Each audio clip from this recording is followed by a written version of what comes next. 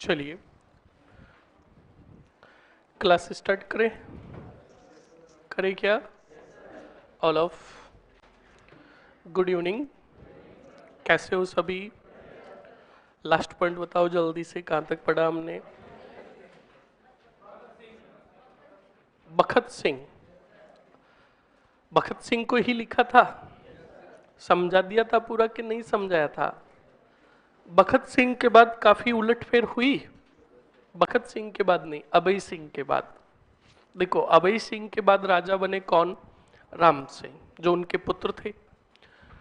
और राम सिंह, अभय सिंह के बाद राम सिंह उनके पुत्र राजा बने, तो राम सिंह के चाचा थे कौन? बखत सिंह, जो नागौर के अंदर थे।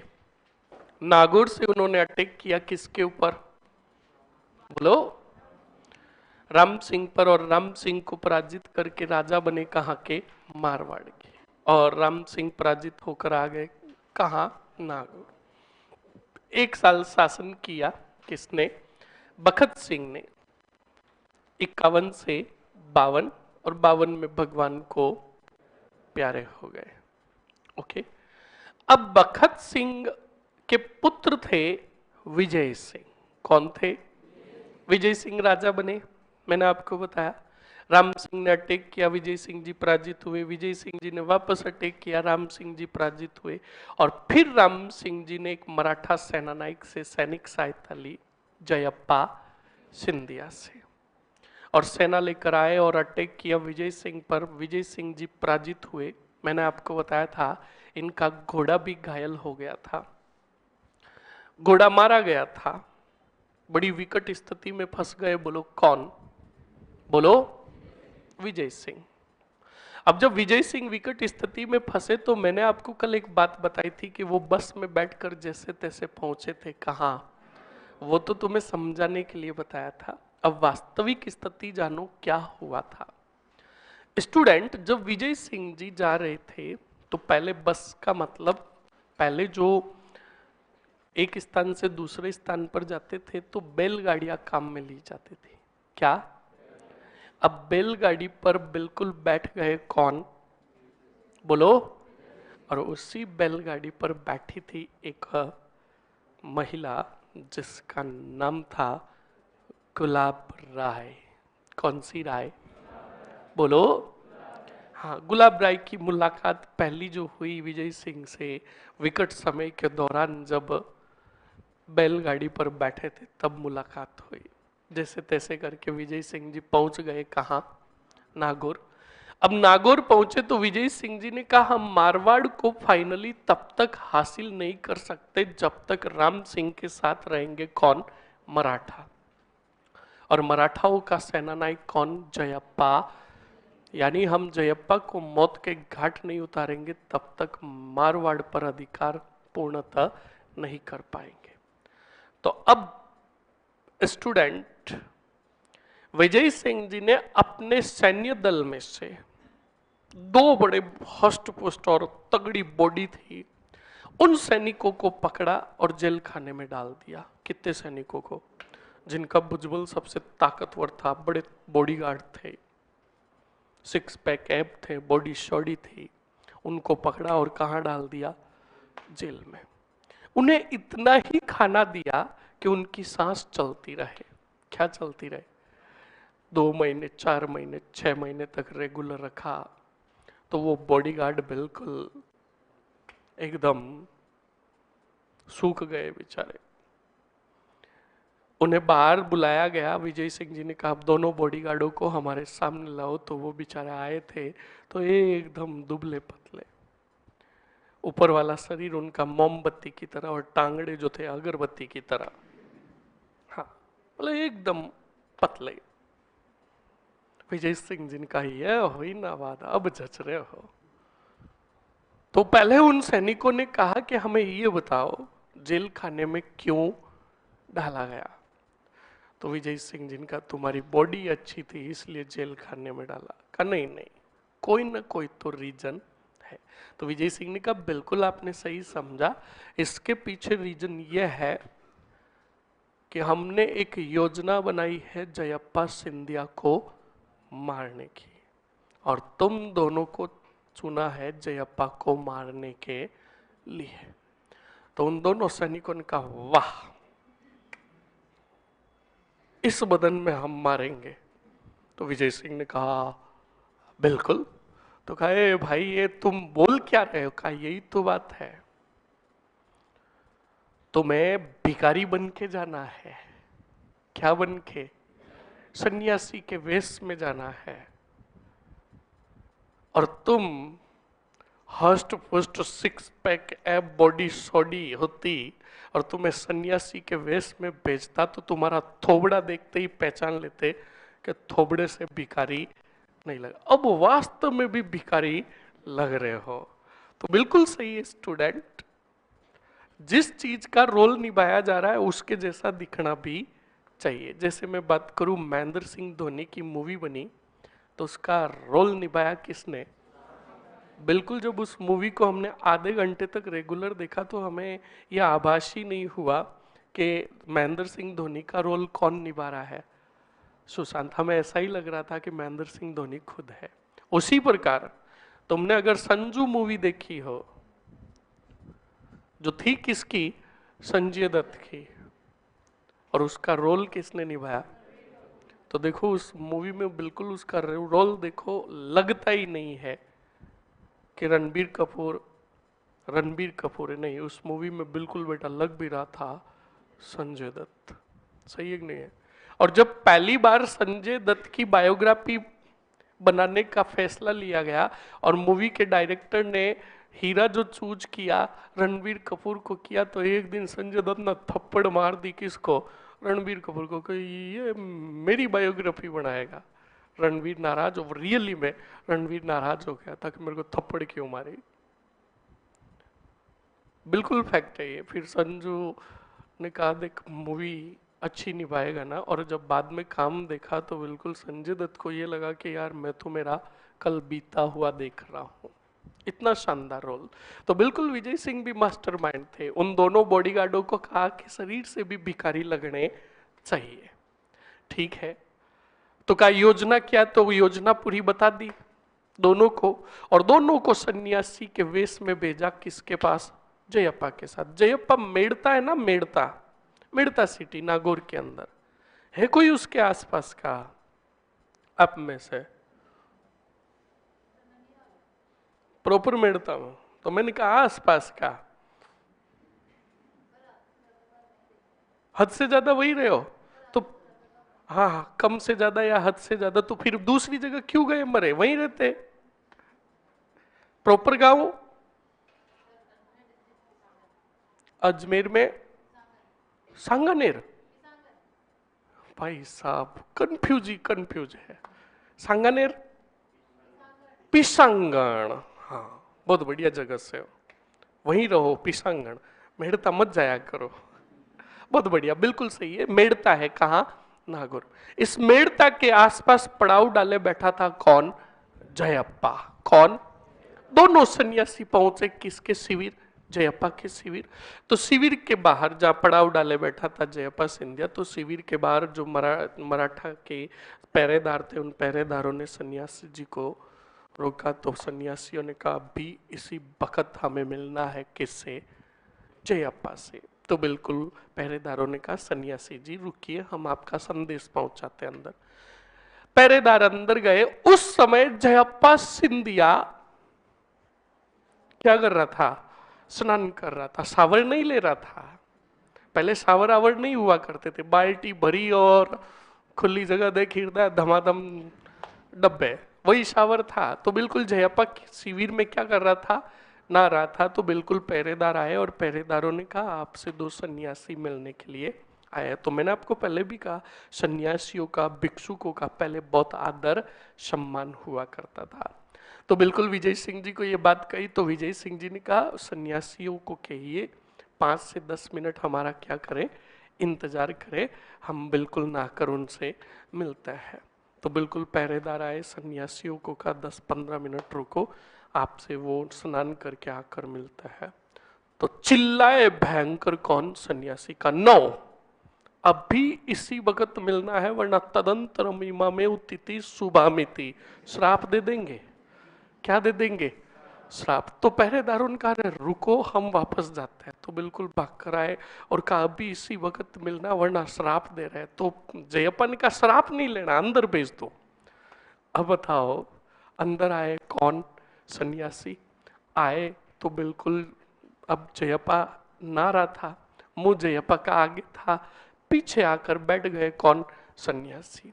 अब सन्यासी को घटना को अंजाम देने के लिए, जयप्पा को मारने के लिए अकेला चाहिए था कौन? जयप्पा। पर पास में खड़े थे कौन? जयप्पा के पहरेदार सैनिक। तो कहा यार करूं तो करूं क्या? सन्यासियों ने कहा करे तो करे क्या? तो अब सन्यासियों ने क्या किया? सन्यासी एक बेटा बड़ा मास्टर माइंड था। एक सन्यासी ने सीधा कहा जयप्पा को नाते हुए, जयप्पा को कहा जयप्पा सिंधिया, तुम नाच तो रहे हो पर अच्छे से नहीं ना रहे हो। तो जयप्पा ने कहा "हाँ, गिलास क्या करोगे? ये लो, बिल्कुल इसको धो के लाना है ना, वो वाली बोतल का। हाँ प्लास्टिक, ठंडा एकदम चिल्ड। ठीक है, हमारे ये विश्वस्त सेना नायक है, ये अगर नाराज हो गए और जिस दिन इन्होंने कोई पुड़िया मिला दी तो उस दिन हमारा काम तमाम हो जाएगा। हाँ, आपने काफी, मैंने आपको पढ़ाया है, राज सिंह को मार दिया गया, बताया, और भी काफी ऐसी घटनाएं बताई। तो जिस दिन इनकी जिस टीचर के साथ आतामाती सटक ली, उस दिन थोड़ा सा ही प्रैक्टिकल करने का काम है। कृपा दृष्टि बनाए रखे। तो सुनो और समझो, तो सुनो और समझो स्टूडेंट, आगे क्या होता है क्या नहीं होता। तो बिल्कुल एक सन्यासी बड़ा चतुर और मास्टरमाइंड था। सन्यासी ने कहा जयप्पा नाच तो रहे हो पर तुम्हारी पीठ पर मैल जमा हुआ है और तुम्हारी पीठ पर हाथ पहुंच नहीं रहा है। तो सुनो, तो कहा पीठ पर मैल जमा हुआ है और उस मैल तक तुम्हारा हाथ पहुंच नहीं रहा। तो जयप्पा ने कहा एक काम करो सन्यासी जी, आप आओ और थोड़ा कमर पर हाथ रगड़ दो और क्या उतार दो? मेल। बिल्कुल स्टूडेंट, जैसे ग्रामीण क्षेत्र की मैं बात करूं तो हमारे बड़े बुजुर्ग नाते हैं, तो हमें बोलते कि नहीं बोलते कि भाई आ थोड़ो मोरा हाथ देते। सही है कि नहीं? एक बार मुझे भी बोला गया, हाँ, मुझे मेरे फैमिली में बोला कि अठया मोरा हाथ दे। मैंने कहा बिल्कुल मोरा हाथ देता हूं। पत्थर लिया, तगड़ा रगड़ा। उस टाइम तो पता नहीं चलता है, उस टाइम बिल्कुल भी पता नहीं चलता। जैसे जैसे समय बीतता जाता है तब पीछे क्या होती है? जलन। अगले 2 दिन 4 दिन तक मैं उनके सामने ही नहीं आया, और 4 दिन बाद बुजुर्गों को गांव में हमेशा नहीं नहलाता है, 2 दिन 3 दिन बाद ही नहलाता है, मतलब सर्दियों में। तो बिल्कुल 4 दिन बाद वापस मैं उनके सामने कब आया? जब उन्हें स्नान कराया जा रहा था। मैंने कहा मैल उतारू, तो वो पैल मेरे पीछे लट लेकर भागे कि इधर आ। तो काम ऐसा करो कि वापस तुम्हें तुम्हारे काम की तारीफ भी हो और तुम्हें कोई वापस काम करने को करवाने को कहे नहीं। ये हमारी योग्यता थी। ऐसा कुछ भी नहीं है, पर हमने ये प्रैक्टिकल जरूर किया है। तो सुनो और समझो। तो बिल्कुल स्टूडेंट, जयप्पा ने भी यही कहा कि आइए सन्यासी जी, और जहां पर हमारा हाथ नहीं पहुंच रहा है क्या उतार दीजिए? मैल। तो बिल्कुल सन्यासी आया, सन्यासी तो यही चाहता था। सन्यासी आया और बिल्कुल पहले तो एक हाथ से यहां पे गर्दन के पास हाथ रखा और कंधा पकड़ा और क्या रगड़ने लगा? हाथ। मैल उतारने लगा। मैल उतारते उतारते बिल्कुल गुद्दी पकड़ी और अपने कपड़ों में छुपी, क्या निकाली? कटार, और कटार से मैल उतारा। मतलब समझे, मौका देखकर मौत के घाट उतार दिया। दोनों सन्यासी भी मारे गए, पर मार दिया गया किसको? जयप्पा सिंधिया को मारा गया। ये संदेश पहुंचा किसके पास? विजय सिंह के पास। विजय सिंह ने कहा सेना का पड़ाव उठाओ, अटैक करेंगे। कौन से सिंह पर? राम सिंह पर। सेना मारवाड़ की तरफ आई। इधर राम सिंह जी को पता चला कि जयप्पा मारा गया, तो वो चुपचाप लोकल बस में बैठ गए। कहाँ चले गए? नागौर। हाँ, तो देखो ट्रांसफर कितनी बार हुआ, समझ में आया कि नहीं आया? अब बताओ विजय सिंह का अधिकार हो गया किस पर? मारवाड़ पर राम सिंह तुम बताओ क्या चुपचाप बैठेंगे नागौर में? राम सिंह ने कान भरे जयप्पा सिंधिया के भाई दाता सिंधिया के। किसके? दाता सिंधिया को कहा दाता, ए दाता, तेरे भाई जयप्पा को मार दिया कौन से सिंह ने, क्या तू अपने भाई की मृत्यु का बदला? तो दाता ने कहा बिल्कुल लेगा। तो अब देखो दाता सिंधिया को लेकर वापस आ रहा है कौन? बोलो। अब की बारी युद्ध लड़ने आए कौन? विजय सिंह। इधर से कौन आए? तो दोनों आए। तब विजय सिंह ने दाता सिंधिया को कहा कि देख सिंधिया, अभी लड़ेंगे कोई बात नहीं, मैं हार जाऊंगा, पर याद रखना तेरा हाल भी वही होगा जो तेरे भाई जयप्पा का हुआ, वरना कर लेते हैं जोता ही जोता। तो दाता ने कहा बताओ समझौते के तहत क्या करोगे? तो विजय सिंह जी ने कहा, काफी लॉट ऑफ इनकम बताई थी लाखों के अंदर, कहा हम तुम्हें 50 लाख या 15 लाख का मुआवजा देते हैं आपके भाई को जो मारा, और अजमेर की जागीर देते हैं। कहाँ की? अजमेर की। दाता सिंधिया ने कहा छो हमारा भाई को लाओ दो, मतलब समझौता कर लिया। तो राम सिंह ने दाता सिंधिया को कहा ए भाई ये क्या? तो बिल्कुल दाता सिंधिया ने कहा आपके भाई को भी कुछ दो। तो राम सिंह को दिया जालोर सहित आधा मारवाड़। क्या दिया? जालोर सहित आधा मारवाड़। और मारवाड़ के राजा बने रहे कौन? अब उधर जालोर के अंदर मृत्यु हो गई कौन से सिंह की, और ज्यों ही राम सिंह की मृत्यु हुई संपूर्ण मारवाड़ पर अधिकार कर लिया वापस किसने? बोलो। विजय सिंह ने। और जब मारवाड़ पर स्थायी रूप से राजा बन गए, तब विजय सिंह जी ने कहा वो बैलगाड़ी वाला सफर हमें बहुत याद आ रहा है, गुलाब राय को बुलाओ। किसको बुलाओ? जिन्होंने विकट समय में हमारी क्या की? सहायता की। तो बिल्कुल गुलाब राय को बुलाया गया, और गुलाब राय बनी विजय सिंह की पासवान। क्या बनी? बोलो क्या बनी? पासवान। अब पासवान बन गई, जल्दी से बताओ स्टूडेंट कौन? गुलाब राय। और गुलाब राय का वर्चस्व दरबार में बड़ा गजब का था, बड़ा गजब का वर्चस्व था। मारवाड़ की पूरी राजनीति किसके हाथों में थी? गुलाब राय के। नाम मात्र के शासक थे कौन? विजय सिंह। तभी तो श्यामल दास ने अपने ग्रंथ वीर विनोद में कहा कि एक नूरजहां हुई। कौन हुई? जहांगीर के समय में। उस नूरजहां का जब निकाह हुआ जहांगीर से, तब पूरी मुगलों की सत्ता, केंद्रीय सत्ता जो थी किसके हाथों में थी? नूरजहां के हाथों में। उसी प्रकार उसी नूरजहां के जैसी की जैसी एक नूरजहां हुई कौन से वाड़ में? मारवाड़ में। विजय सिंह के सन में गुलाब राय, जिसके हाथों में राठौड़ों की, मारवाड़ की पूरी शक्तियां थी। तो बिल्कुल स्टूडेंट, श्यामल दास ने वीर विनोद ग्रंथ में मारवाड़ की नूरजहां किसको कहा? गुलाब राय को। और जहांगीर का प्रतिरूप या नमूना किसको कहा? विजय सिंह को। कौन से सिंह को? गुलाब राय सिर्फ तो सिर्फ राजनीतिक कार्यों में ही नहीं, प्रशासनिक कार्यों में भी हस्तक्षेप करती थी। कौन से कार्यों में? प्रशासनिक कार्यों में हस्तक्षेप करती थी। अब सुनना और समझना।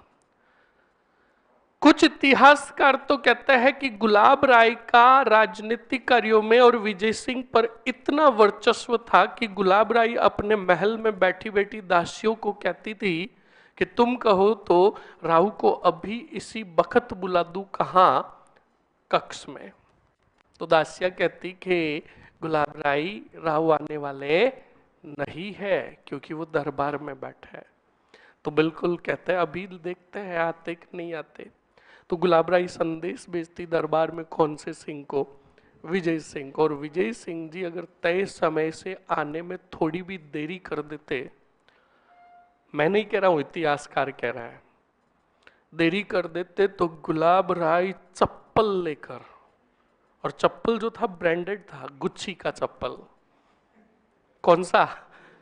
हाँ, गुच्ची का चप्पल लेकर भरे दरबार में आती और विजय सिंह को मारती और कहते चलो कहाँ, कक्ष में। विजय सिंह जी भी बड़े गजब थे, दरबार में ये कहकर जाते कि अगर प्यार में तुमने जूते नहीं खाए तो फिर प्यार किया ही नहीं। असली प्यार वही है जिसमें तुम्हारे क्या पड़े हो, जूते, तुम भी खाना। समझ में आया कि नहीं आया? और नहीं खाओगे तो बाद में तो खाना ही है। समझ में आया कि नहीं आया? आया समझ में? हाँ।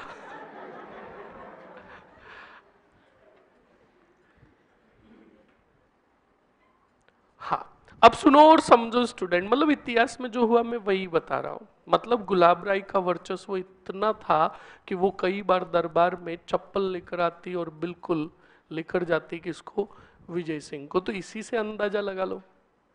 इतना ही नहीं स्टूडेंट, गुलाब राय के राजनीतिक कार्यों में देखना हस्तक्षेप कितना था, ये बताऊंगा बाद में। सबसे पहले हम लिख लेते हैं। ओके, लिखो जल्दी से।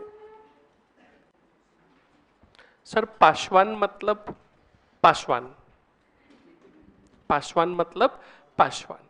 एक बात ध्यान रखना, तुम्हारा जितना जॉब लगने के बाद प्रमोशन नहीं होगा ना, उतना तो इन दासियों में प्रमोशन हुआ करता था।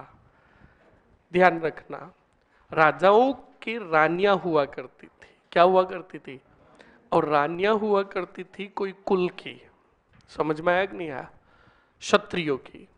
और उनके अलावा राजा, सपोज कीजिए राजा को कोई साधारण स्त्री पसंद आ गई और वो उनको अपने महलों के साथ महलों में लेकर आ जाते, तो उसको कभी भी रानी का दर्जा नहीं दिया जाता था, उसको दासी का दर्जा दिया जाता था।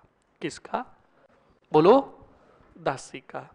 अब इन दासियों में भी बाद में एक रिटन एग्जाम होता था, मतलब तुम्हें समझा रहा हूं। मतलब दासियों में भी कुछ दासियां खास हुआ करती थी राजा के, तो उन दासियों को बाद में पड़दायत कहा जाता था। क्या क्या कहा जाता था? पड़दायित। पड़दायित्वों की संख्या भी काफी हुआ करती थी। उन पड़दायित्वों में भी जो खास हुआ करते थे फिर वो कहलाती थी पासवान। कौन सी वान? और पासवान का मतलब उपपत्नी, उपरानी। समझे कि नहीं समझे? यानी रानी के बाद रानी को जो अधिकार होंगे वो के वो अधिकार किसको होंगे? पासवान को। और रानी के बाद ज्यादातर चलेगी तो किसकी चलेगी? पासवान की। पर मैंने जितना इतिहास पढ़ा है, रानियों की चलती नहीं थी। किसकी चलती थी? पासवान की चलती थी। समझ में आया नहीं आया? और जो भी पासवान होगी, पासवान का जिसको ओहदा दिया जाएगा उसके पीछे राय लिखा हुआ होगा। क्या? बोलो। हाँ, राय। गुलाब राय, रंग राय। आ रहा है ना? हाँ, आ रहा है, आ रहा है ना? तो ध्यान रखना इस बात को, राय या दायत लिखा हुआ होगा, जैसे गंगा पड़दायत। समझ में आया कि नहीं आया? आगे बढ़ो, लिखो जल्दी से।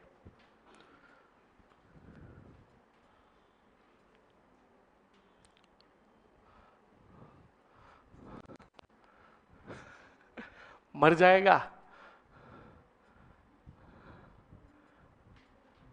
चिराग पासवान, वो पासवान अलग है, उसकी पासवान जाती है। कहां पे पहुंच गए रे? कितना दिमाग लगा दिया। आगे बढ़ो जल्दी से। क्या लिखा आपने? भगत सिंह का कुछ पॉइंट लिखा? लिखा क्या? क्या लिखा? इन्होंने मारवाड़ पर अधिकार किया। फिर भगत सिंह हेडिंग डाल दिया, शासनकाल लिख दिया। अरे भगत सिंह का शासनकाल लिख दिया क्या? भगत सिंह के बाद विजय सिंह लिखा? नहीं लिखा? तो लिखो मरो विजय सिंह। विजय सिंह, विजय सिंह का शासनकाल लिखो, पिछले वाले का खत्म।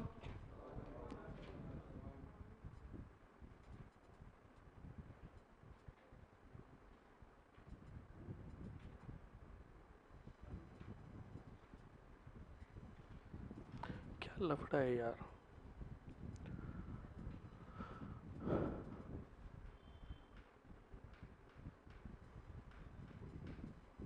चलो, हाँ क्या लिखा आपने?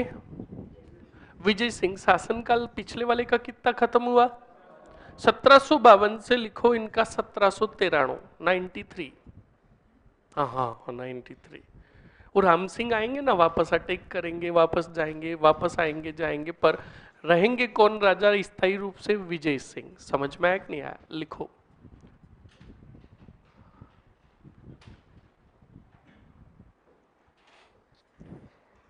लिखो जल्दी से। विजय सिंह, विजय सिंह का पहला ही पॉइंट लिखो।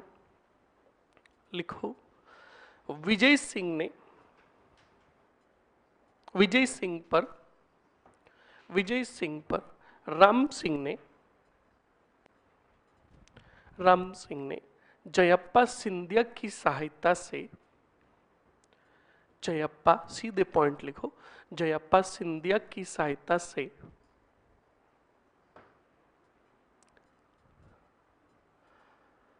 आक्रमण कर पराजित किया, आक्रमण कर पराजित किया, पराजित किया,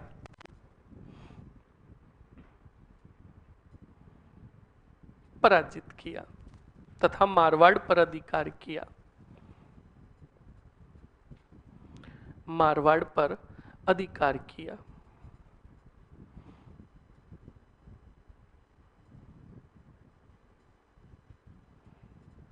लिख लिया?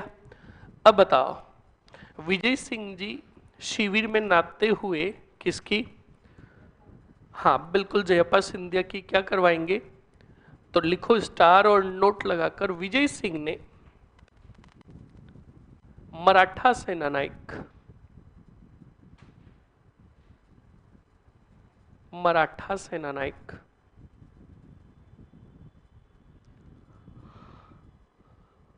कौन? जयप्पा सिंधिया की नाते हुए, जयप्पा सिंधिया की नहाते हुए शिविर में हत्या करवाई, हत्या करवाई तथा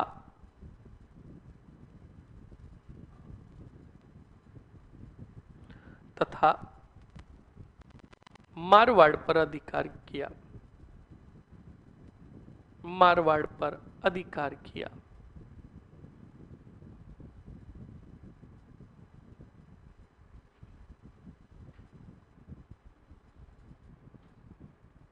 लिख लिया स्टूडेंट? अरे लिख लिया ना? ओके, नेक्स्ट आगे बढ़ो। अब बताओ, राम सिंह जयप्पा सिंधिया के कौन से भाई को लेकर आएगा? दाता सिंधिया को। तो लिखो, राम सिंह ने, राम सिंह ने दाता सिंधिया की सहायता से, दाता सिंधिया की सहायता से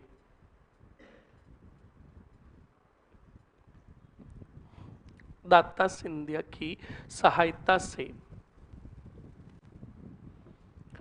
विजय सिंह पर आक्रमण किया, किंतु विजय सिंह ने, किंतु विजय सिंह ने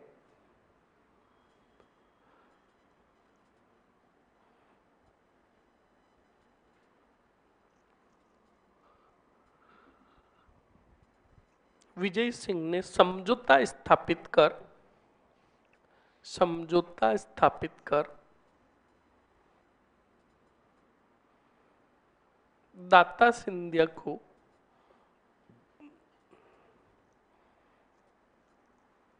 ₹50 लाख, कितने? 50 लाख रुपए। 50 लाख रुपए का मतलब समझे, आज की जो वर्तमान 50 लाख रुपए की वैल्यू होती है ना, उस समय की इतनी मुद्रा दी किसको? दाता सिंधिया को। ऐसे नहीं कि माइंड में सोचो कि अच्छा उस टाइम भी इतने 50 लाख रुपए हुआ करते थे क्या। समझ में आया कि नहीं आया? मतलब उस समय के जो भी मुद्रा थी उसकी वैल्यू निकाली गई, तो आज की मुद्रा की कितनी वैल्यू आई?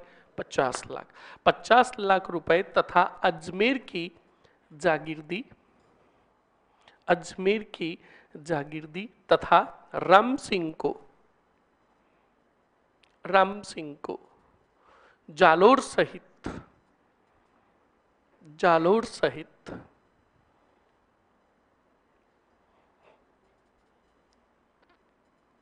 आधा मारवाड़ प्रदान किया।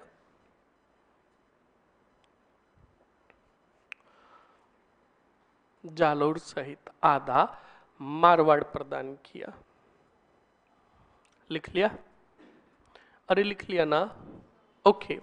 नेक्स्ट पॉइंट में लिखो स्टूडेंट, जालोर सहित आधा मारवाड़ प्रदान किया।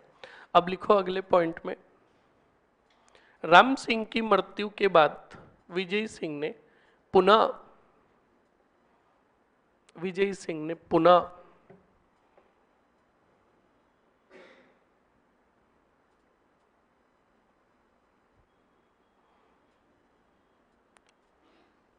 संपूर्ण मारवाड़ पर अधिकार कर लिया। संपूर्ण मारवाड़ पर अधिकार कर लिया।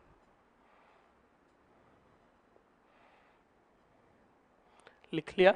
अब सुनो स्टूडेंट, आमेर का जब मैं आपको पढ़ाऊंगा कछावा राजवंश, कौन सा? और कछावा राजवंश में पढ़ाऊंगा सवाई प्रताप सिंह। कौन पढ़ाऊंगा? क्या पढ़ाऊंगा?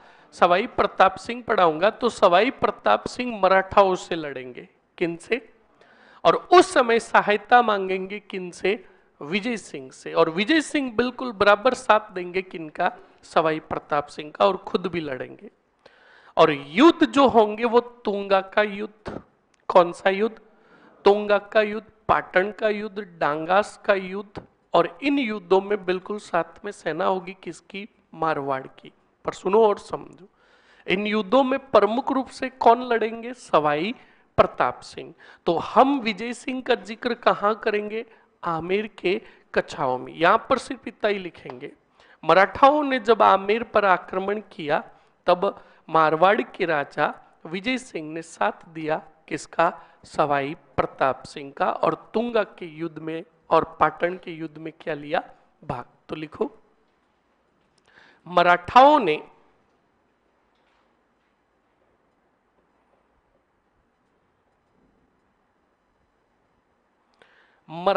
ने जब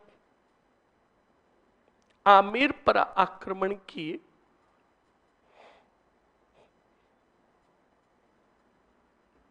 आमेर पर आक्रमण किए, तब विजय सिंह ने किसका? सवाई प्रताप सिंह का साथ दिया।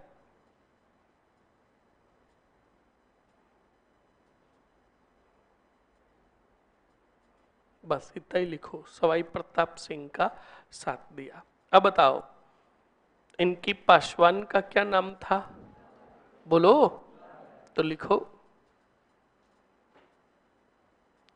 लिखो स्टार और नोट लगाकर, विजय सिंह की पासवान का नाम, विजय सिंह की पासवान का नाम, विजय सिंह की पासवान का नाम क्या था? गुलाब राय था। लिख लिया? लिखो, गुलाब राय को गुलाब राय को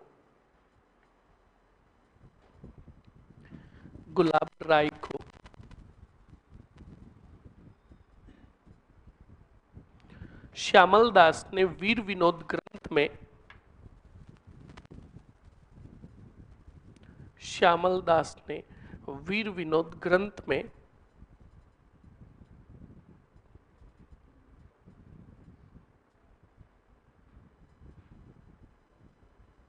वीर विनोद ग्रंथ में क्या कहा? मारवाड़ की नूरजहां कहा।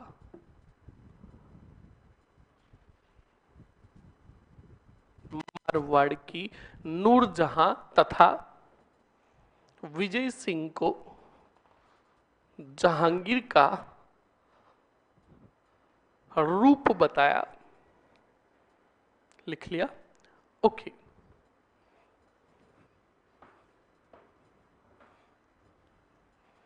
जहांगीर का रूप बताया। लिख लिया ना? ये हो गए स्टूडेंट आपके कौन? विजय सिंह। अब सुनो आगे क्या हुआ और क्या नहीं हुआ। गुलाब राय का हस्तक्षेप कितना था इसे एक पॉइंट से समझ लेना। स्टूडेंट विजय सिंह जी के पुत्र जो थे, एक थे भोम सिंह। कौन? भोम सिंह। और दूसरे जो थे वो थे गुमान सिंह। कौन थे? और दोनों की जीते जी मृत्यु हो गई। किसके जीते जी? विजय सिंह के जीते जी दोनों मारे गए। ओके। अब सुनो, भोम सिंह का पुत्र था भीम सिंह। कौन सा सिंह? और गुमान सिंह का पुत्र था कौन सा सिंह? मैं अगर आपको पूछूं कि विजय सिंह के बाद मारवाड़ का राजा कौन बनना चाहिए? बोलो बोलो। भीम सिंह। बिल्कुल सही है।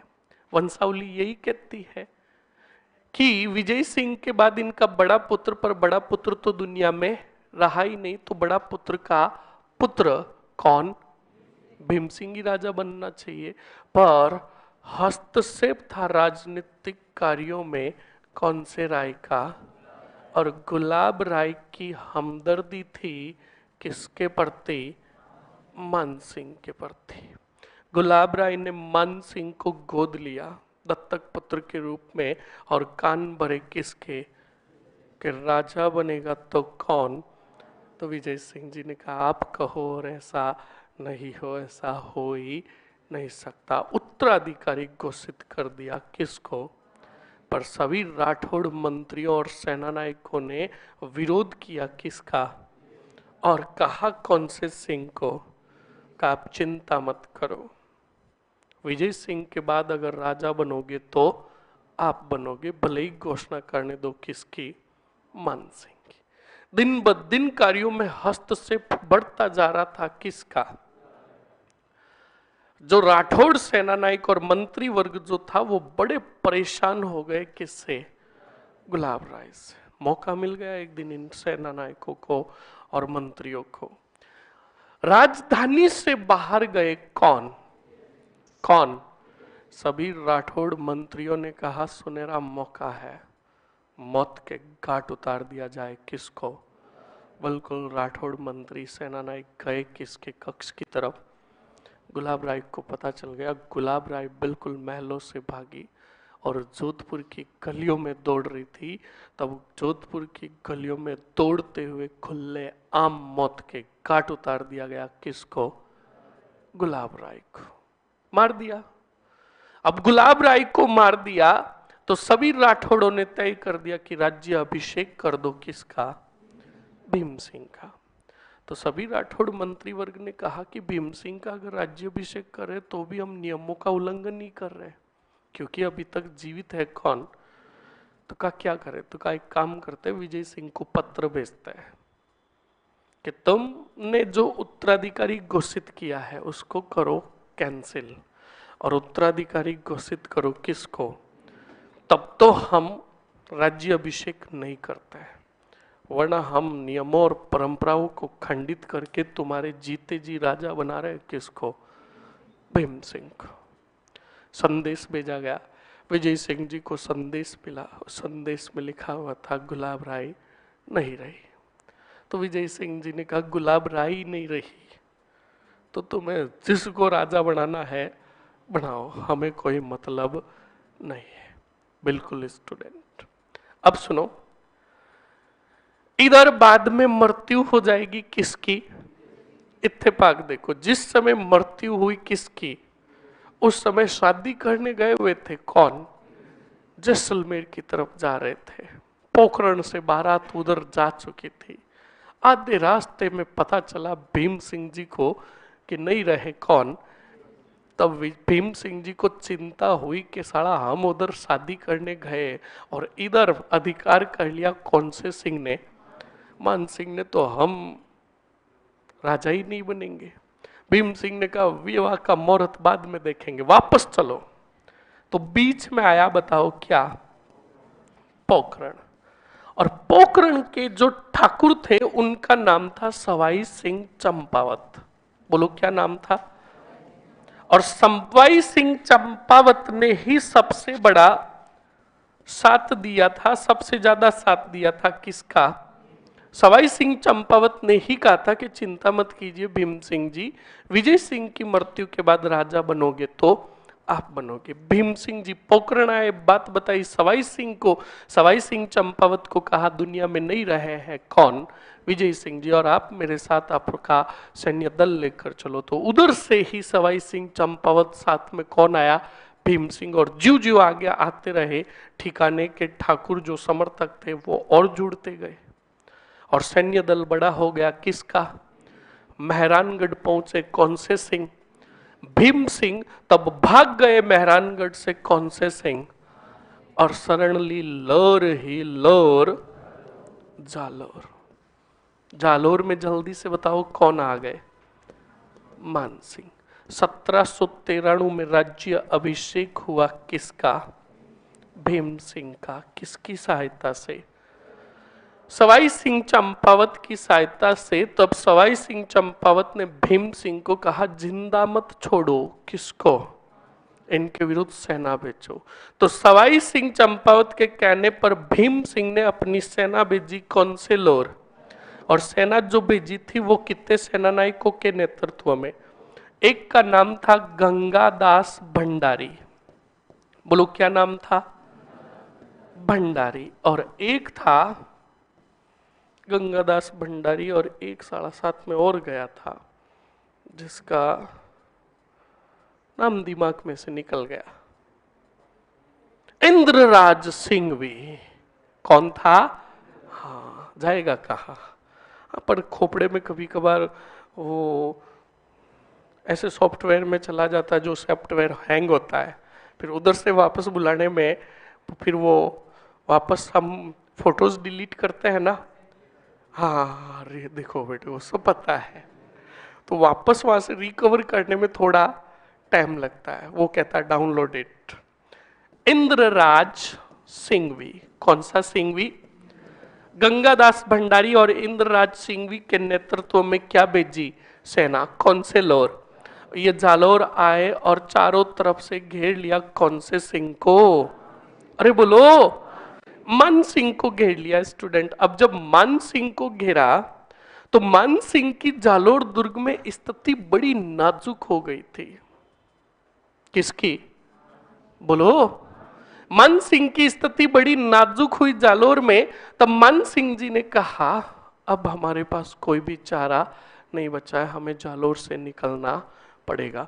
तब जालोर से मान सिंह जी निकले। तब वहीं पर एक जालंधर नाथ की तपोस्थली थी। कौन से नाथ की? जालंधर नाथ की तपोस्थली थी। और नाथ संप्रदाय के एक अनुयायी यहाँ पर बैठे थे जिनका नाम था आयस देवनाथ। बोलो क्या नाम था? अरे बोलो। आयस देवनाथ यहाँ पर बैठे थे जो बिल्कुल तपस्या करते थे जालंधर नाथ की। अब आयस देवनाथ ने जालोर में देखा जाते हुए कौन से सिंह को? तो बिल्कुल आयस देवनाथ ने कहा है वत्स इधर आ, कौन हो तुम? तो कहा मैं मान सिंह हूं। जालोर में हम और हमारी सेना पड़ाव डाले बैठे हैं, हमारी स्थिति बड़ी नाजुक हो गई है और हमें यहाँ से निकलना पड़ेगा। भीम सिंह की सेना ने चारों तरफ घेराबंदी कर रखी है। तब आयस देवनाथ ने कहा रुको, अपने मतलब इष्ट देव का ध्यान लगाया और आंखें खोलकर मन सिंह को कहा तुम 21 अक्टूबर तक दुर्ग में अपनी स्थिति को बनाए रखो, तुम्हारा राज्य अभिषेक जल्द ही होगा। तारीख तक बता दी थी किसने? आयस देवनाथ। अब ये तारीख कैसे निकाली गई? उस समय के हिंदी महीनों के अकॉर्डिंग, ठीक है। अब बिल्कुल जब इतनी बात बता दी तो बिल्कुल प्रभावित हुए कौन से नाथ से? तो बिल्कुल मान सिंह ने कहा बिल्कुल स्थिति वापस सुदृढ़ की कौन से लोर में, और इधर 17 तारीख को ही अचानक मृत्यु हो गई कौन से सिंह की? बोलो, भीम सिंह की। इधर से मान सिंह जी सेना लेकर निकले और गंगादास भंडारी इंद्रराज पहले ही आ गए वापस। इधर जो ही ने पता चला कि मृत्यु हो गई आ गए, और मान सिंह जी यहां से सेना लेकर सीधे आए कौन से वाड़, और मारवाड़ पर अधिकार कर लिया कौन से सिंह ने? बोलो, मान सिंह ने। मान सिंह जब राजा बने तो मान सिंह ने सबसे पहले कहा कि हम राजा बने हैं तो किसकी सहायता से? सहायता नहीं, आशीर्वाद से। आयस तो संदेश भेजो लोर ही लोर, और बुलाओ हमारे दरबार में किसको? आयस देवनाथ को। वो हमारे गुरु और दीवान होंगे। क्या होंगे? दीवान का मतलब प्रधान मंत्री होंगे, और साथ में हमारे क्या होंगे? गुरु भी होंगे। तो अब बताओ, पत्र भेजा गया कौन से लोर? जालोर।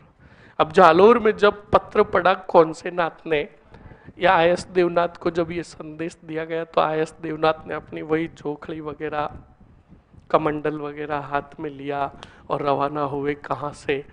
जालोर से। तो जालोर से रवाना हुए तो उनके साथ साथ उनके चेले जो थे, शिष्य थे, वो भी रवाना हुए। तो आयस देवनाथ ने कहा कहाँ जा रहे हो? तो कहा आप कहाँ जा रहे हो? तो कहा मैं तो जोधपुर जा रहा हूं। तो कहा हम भी चलेंगे। तो कहा क्यों?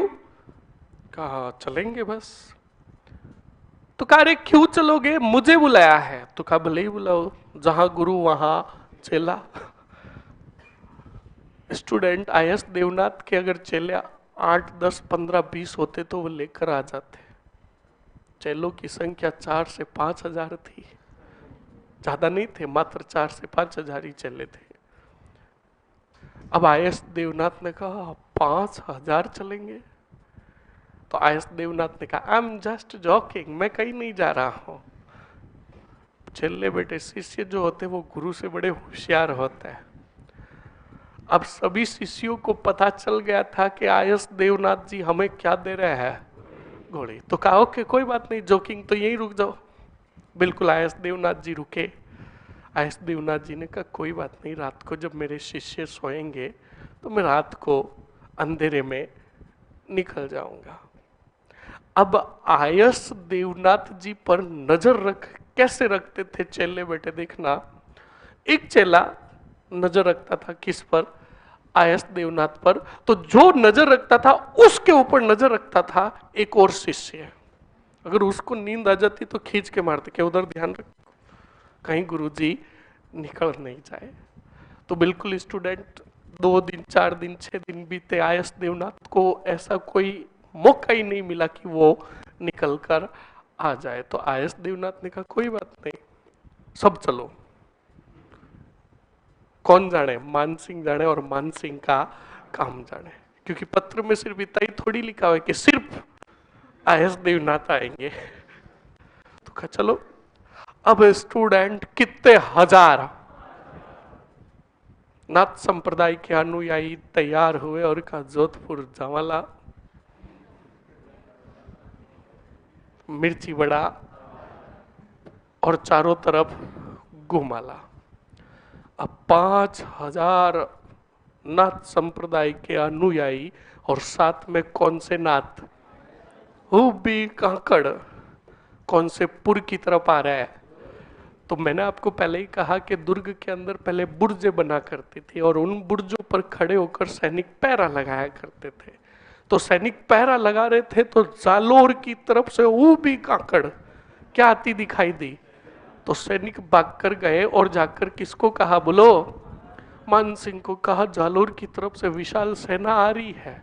तो मान सिंह ने कहा भीम सिंह जी मारे गए, ये सेना लेकर आ रहे तो आ कौन रहे। तो सैनिकों ने कहा एक खूबी है सेना की। कहा क्या, कि सब भगवा रंग में आ रहे हैं। तो कहा भगवा रंग में आ रहे हैं तो ये हमारे गुरु आयस देवनाथ आ रहे होंगे। आयस देवनाथ अपने चेलों को लेकर क्यों आ रहे हैं। अब बिल्कुल स्टूडेंट काफी संख्या में वो आयस देवनाथ अपने शिष्यों को लेकर कौन से गढ़ आ गए और मेहरानगढ़ के दरवाजे के बाहर आए और अपने शिष्यों को कहा बस यहीं रुक जाओ। आयस देवनाथ भी रुके। अब आयस देवनाथ को बुलाने के लिए अंदर से संदेश आया तो आयस देवनाथ अंदर गए, थैला लेकर रवाना हुए। तो साथ में शिष्य भी रवाना होकर चलो आगे चलो। तो आयस देवनाथ ने कहा अब तो रुक जाओ, मैं उनसे मिलकर आ रहा हूँ, बातचीत करके आ रहा हूँ, फिर आपको भी बुलाएंगे। चलो ने कहा भरोसा नहीं, तुम वापस नहीं आए तो कहा तुम जोधपुर तो आ गए ना। कहा तो कहा रुको अभी आपके लिए कुछ व्यवस्था करते। तो बिल्कुल अंदर गए। कौन, आयस देवनाथ। तो आयस देवनाथ को बिल्कुल मतलब प्रणाम किया किसने, मान सिंह जी ने। अब इसको मैं अपनी स्टाइल में बताता हूँ। मान सिंह जी ने कहा ये क्या बात हुई गुरुजी, हमने आपको बुलाया, आप पूरी फौज लेकर आ गए।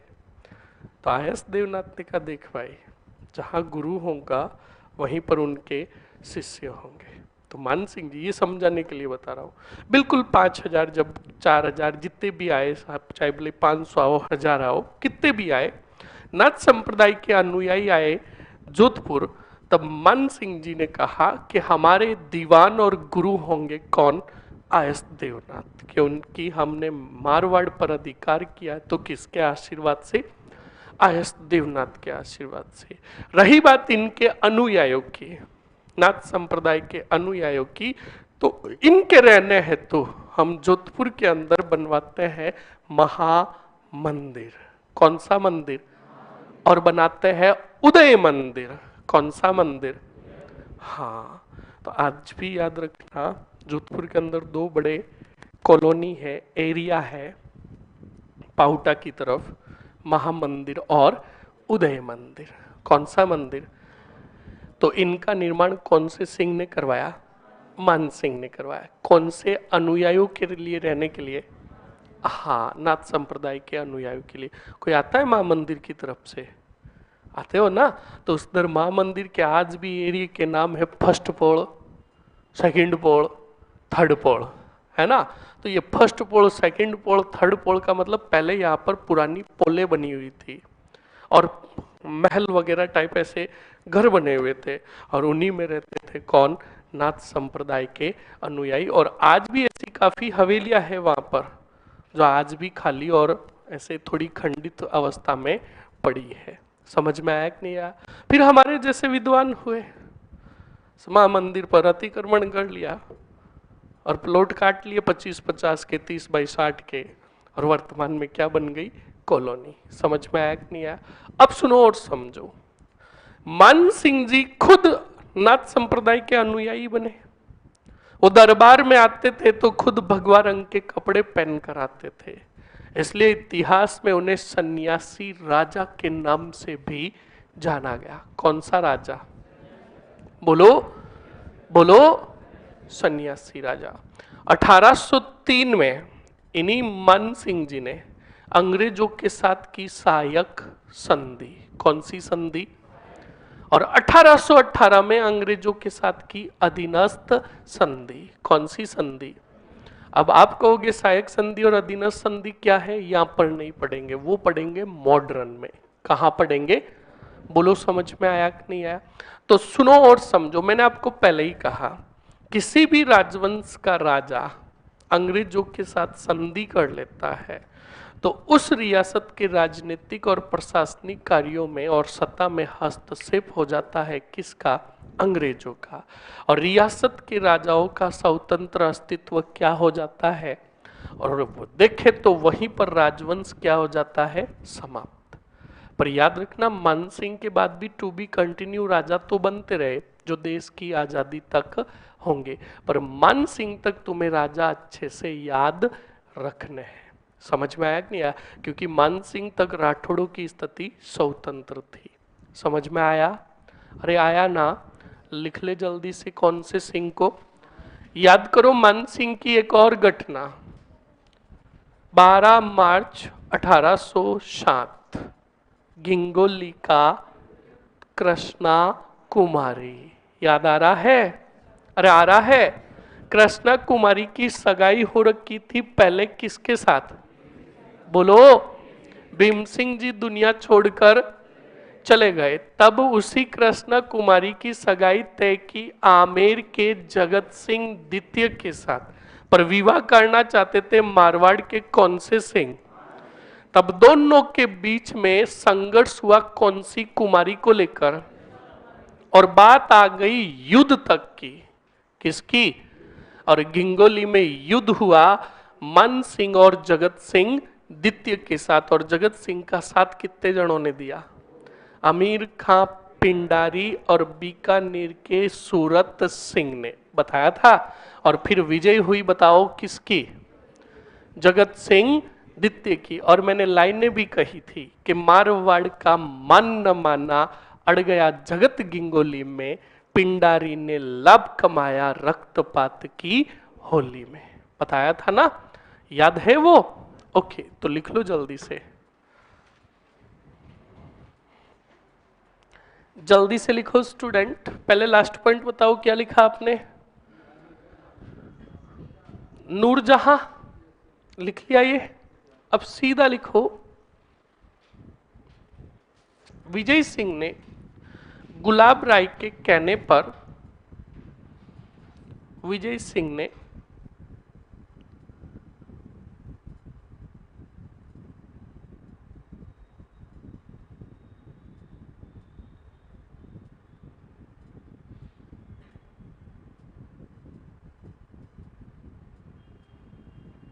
क्या लिखा आपने? गुलाब राय के कहने पर किसको उत्तराधिकारी घोषित किया? मान सिंह को उत्तराधिकारी घोषित किया। मान सिंह को उत्तराधिकारी घोषित किया।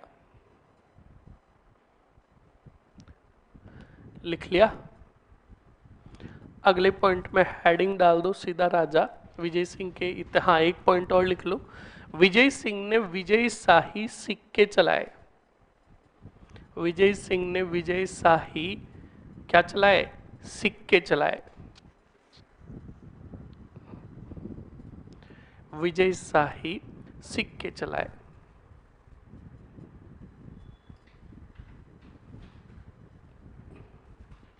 आगे बढ़ो स्टूडेंट, हेडिंग डाल दो भीम सिंह।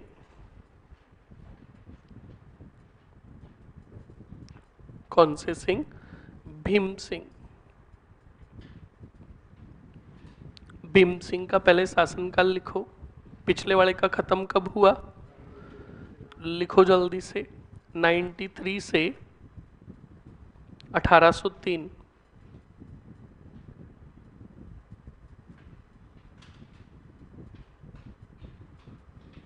लिख लिया? 1803। अब लिखो जल्दी से स्टूडेंट, पहला ही पॉइंट लिखो, विजय सिंह की मृत्यु के बाद, विजय सिंह की मृत्यु के बाद पोखरण के सवाई सिंह चंपावत, पोखरण के सवाई सिंह चंपावत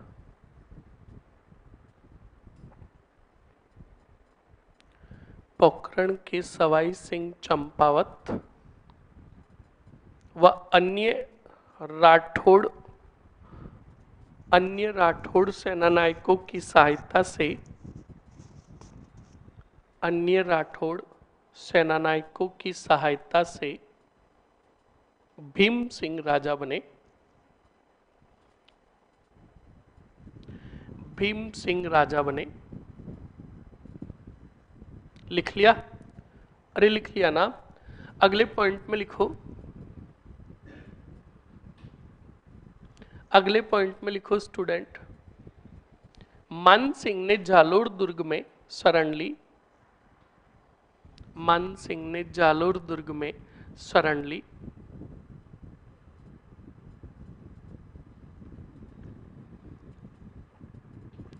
जालोर दुर्ग में शरण ली। अब बताओ, दो सेनानायकों के नेतृत्व में भीम सिंह जी सेना भेजेंगे। लिखो, भीम सिंह ने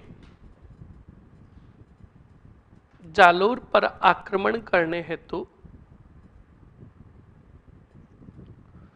जालोर पर आक्रमण करने हेतु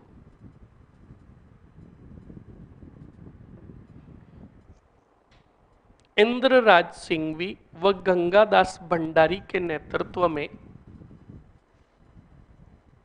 इंद्रराज सिंघवी व गंगादास भंडारी के नेतृत्व में सेना भेजी।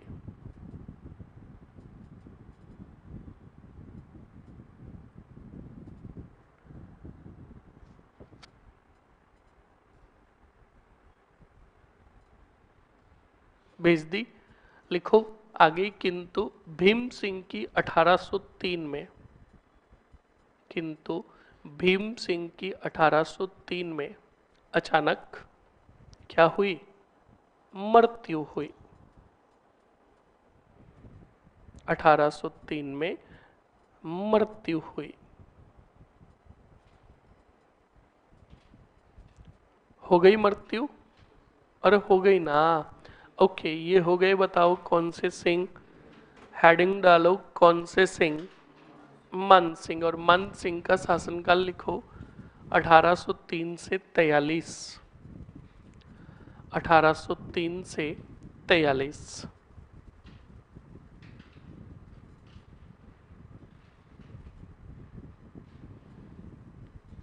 लिख लिया? लिख लिया ना? पहला ही पॉइंट लिखो,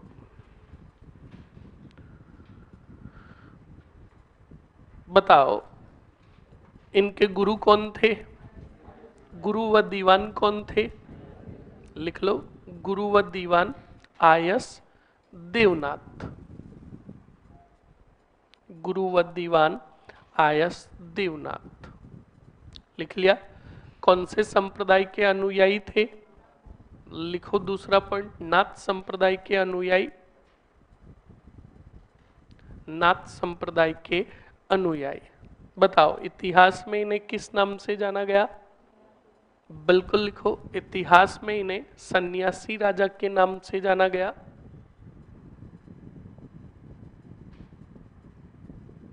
इतिहास में इन्हें सन्यासी राजा के नाम से जाना गया।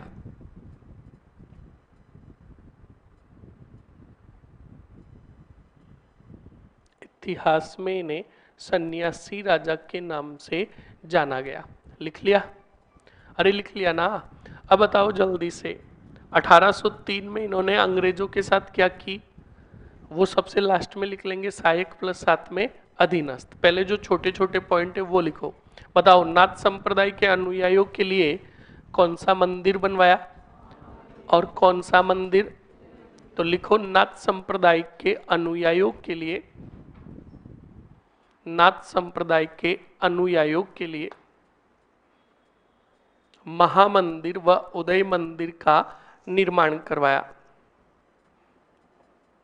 महामंदिर व उदय मंदिर का निर्माण करवाया।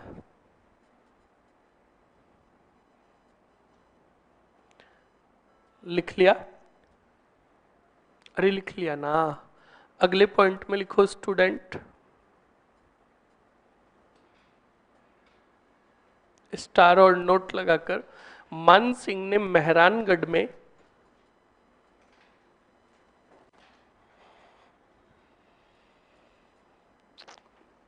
मेहरानगढ़ में मान प्रकाश पुस्तकालय का, मान प्रकाश पुस्तकालय का क्या करवाया? निर्माण करवाया।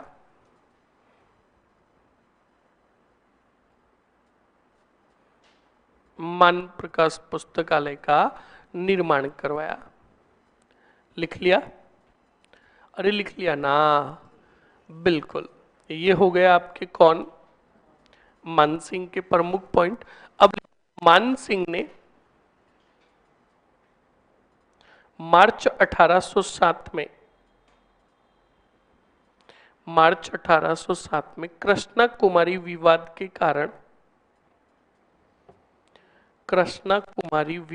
कारण मार्च 1807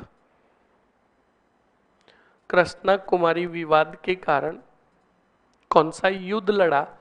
गिंगोली का युद्ध लड़ा। बताओ, गिंगोली का युद्ध पूरा लिखाऊं? बोलो, नहीं जरूरत है? पक्की बात? सामने कौन लड़े थे? तो आगे ही कोष्टक में लिख दो, आमेर के जगत सिंह को पराजित। वरना 4 महीने बाद कहोगे गिंगोली का युद्ध लड़ा तो किससे लड़ा?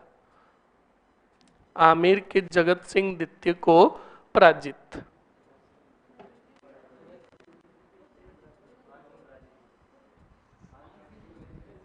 हाँ सॉरी, हाँ मैंने गलत बोल दिया। कोष्टक में लिखो आमेर के जगत सिंह द्वितीय की विजय। आमेर के जगत सिंह द्वितीय की विजय मतलब हुआ किससे? जगत सिंह से, मान सिंह का। और विजय जो हुई किसकी हुई? जगत सिंह द्वितीय की। लिख लिया? अरे लिख लिया ना? बताओ, मान सिंह ने कितनी संधियां की? दोनों, सहायक और किसके साथ? अंग्रेजों के साथ। तो स्टार और नोट लगाकर लिखो, मान सिंह ने 1803 में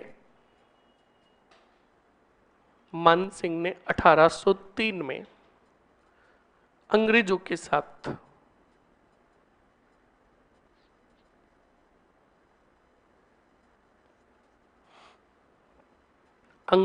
साथ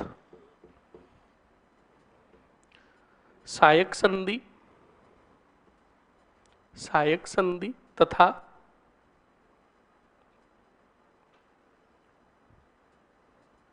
(1818) में अंग्रेजों के साथ अधीनस्थ संधि की।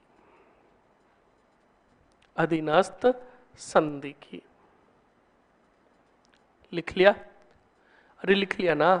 ये हो गया आपका राठौड़ राजवंश। प्रमुख रूप के जो राजा थे वो हमने कंप्लीटली पढ़ लिए। अब वही राजा तो आगे भी टू बी क्या रहेंगे? कंटिन्यू।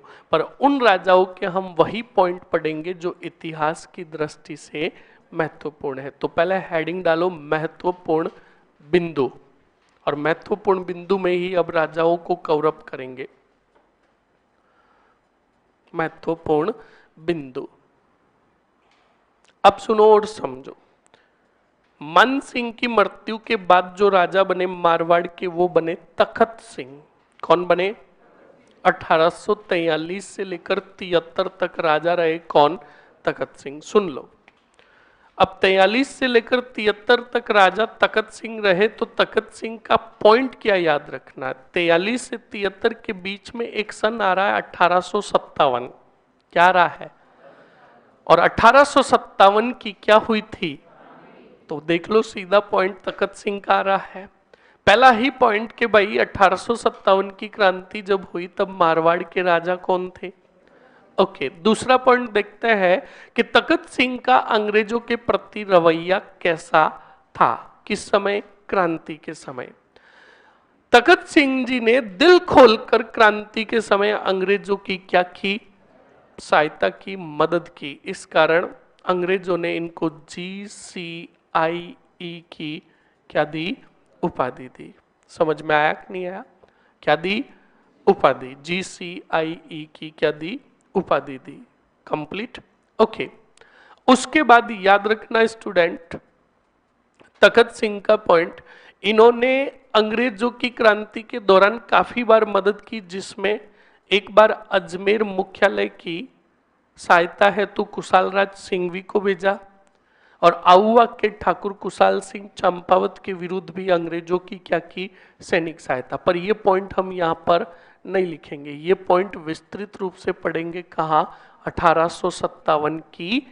यहां पर हम पॉइंट करेंगे सिर्फ मेंशन कितने, दो, कि 1857 की क्रांति के समय मारवाड़ के राजा कौन थे, तखत सिंह, और तखत सिंह ने क्रांति के समय मदद की थी किनकी, अंग्रेजों की, और अंग्रेजों ने इनको उपाधि दी फलानी। समझ में आया नहीं आया? लिखो मरो जल्दी से, हेडिंग डालो, कौन से सिंह, तखत सिंह। शासनकाल लिखोगे वरना जरूरी नहीं है, लिखना चाहो तो लिख लो, मर लो। 1843 से 73, 73 लिख लिया।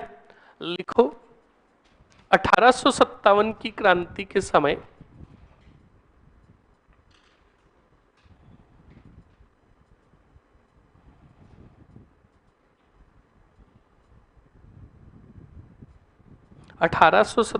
की क्रांति के समय मारवाड़ के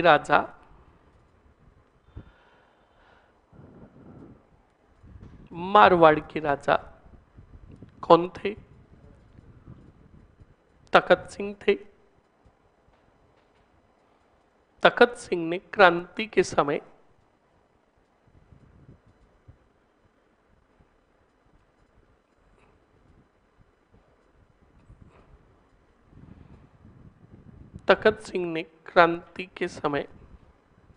अंग्रेजों की मदद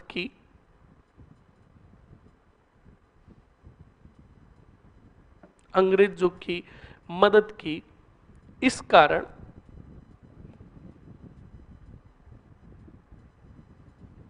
अंग्रेजों ने इन्हें GCIE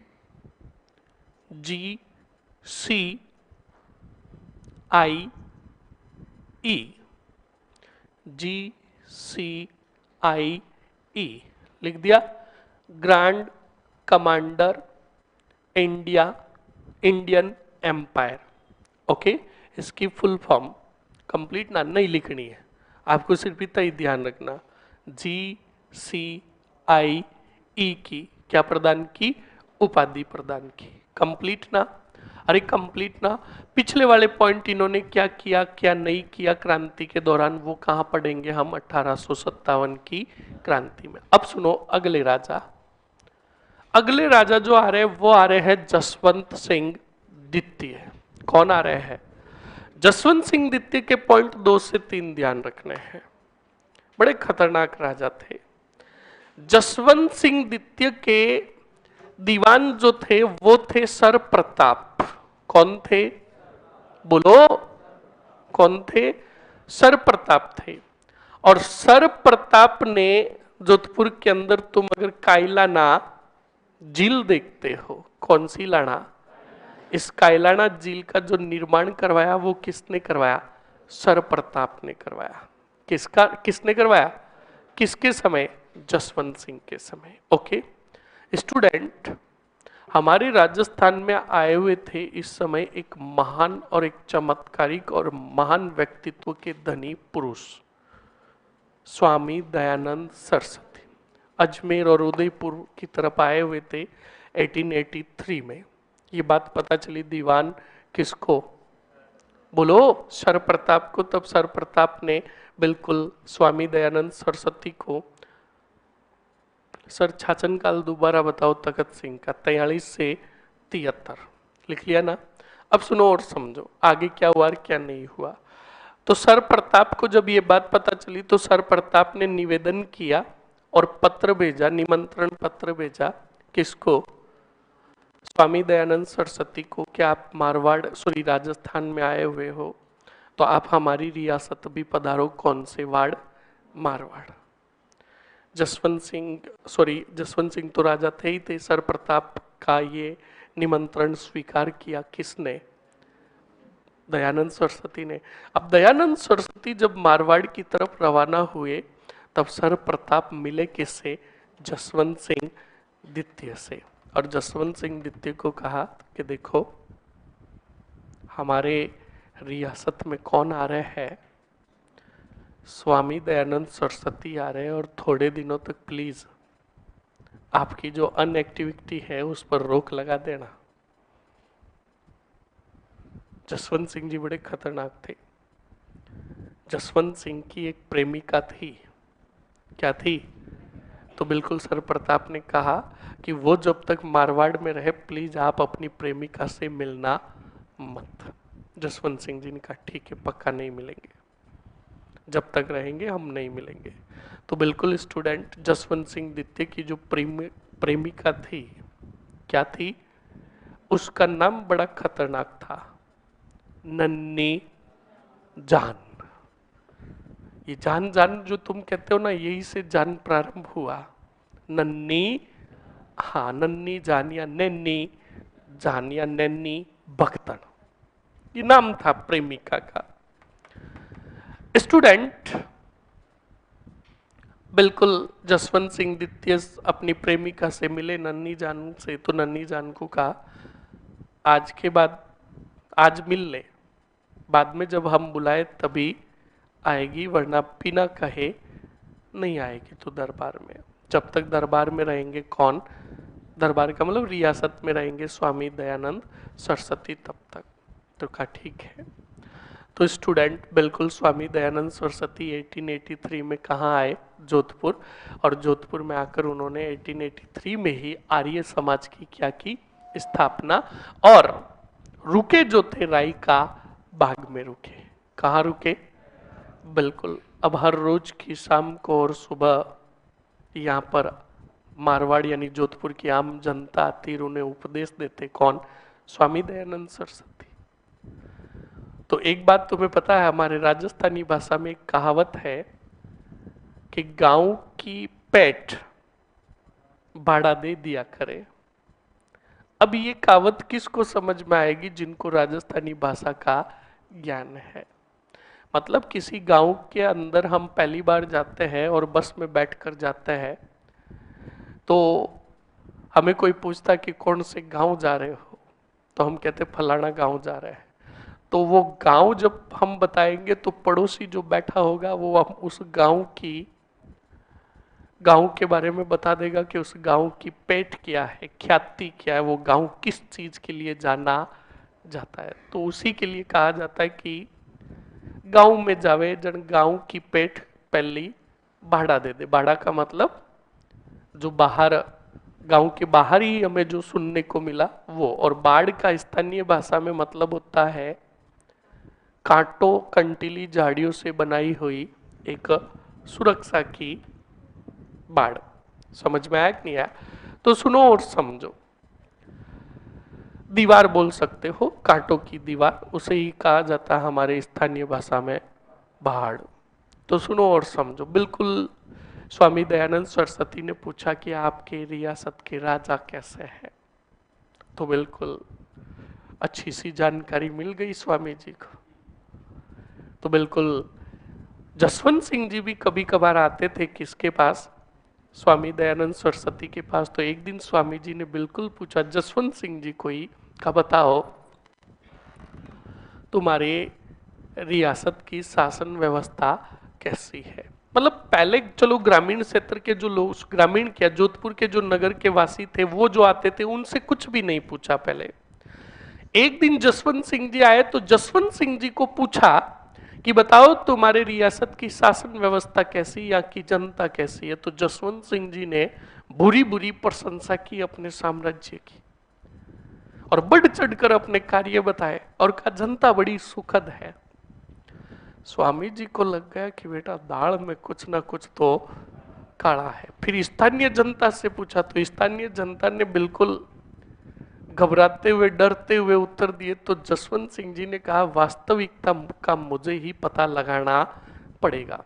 तो एक दिन जसवंत सिंह जी द्वितीय मिलने आए और मिलकर वापस चले गए। कहा? शाम के समय में। कहा? मेहरानगढ़। अब स्टूडेंट, उसी दिन जसवंत सिंह जी अपने स्वामी जी से मिलकर अपने कक्ष में पहुंचे मेहरानगढ़। तो कक्ष में गए तो आगे देखा तो नन्ही जान खड़ी थी। कौन? नन्ही जान। तो स्वामी जी ने कहा तेरे को मना किया था, क्यों आई? जसवंत सिंह जी ने, सॉरी, जसवंत सिंह जी ने कहा कि हमने आपको मना किया था तो तू क्यों आई? तो नन्ही जान ने वापस बड़ा भयंकर उत्तर दिया, कहा तुम्हें तो याद आती नहीं है, कितने दिन बीत गए, स्वामी जी कब जाएंगे हमें क्या पता, हमें तुम्हारी याद आई, हम तुमसे मिलने आ गए। चिंता मत करो, हम अंधेरे अंधेरे में आए हैं और सुबह अंधेरे अंधेरे 3-4 बजे चले जाएंगे, किसी को पता नहीं चले। अब कहते हैं ना, किस्मत जब खराब होती है और समस्याएं जब भगवान देता तो चारों तरफ से देता है। उसी दिन स्वामी जी भी बिना सूचना दिए कहाँ आ गए? मेहरानगढ़।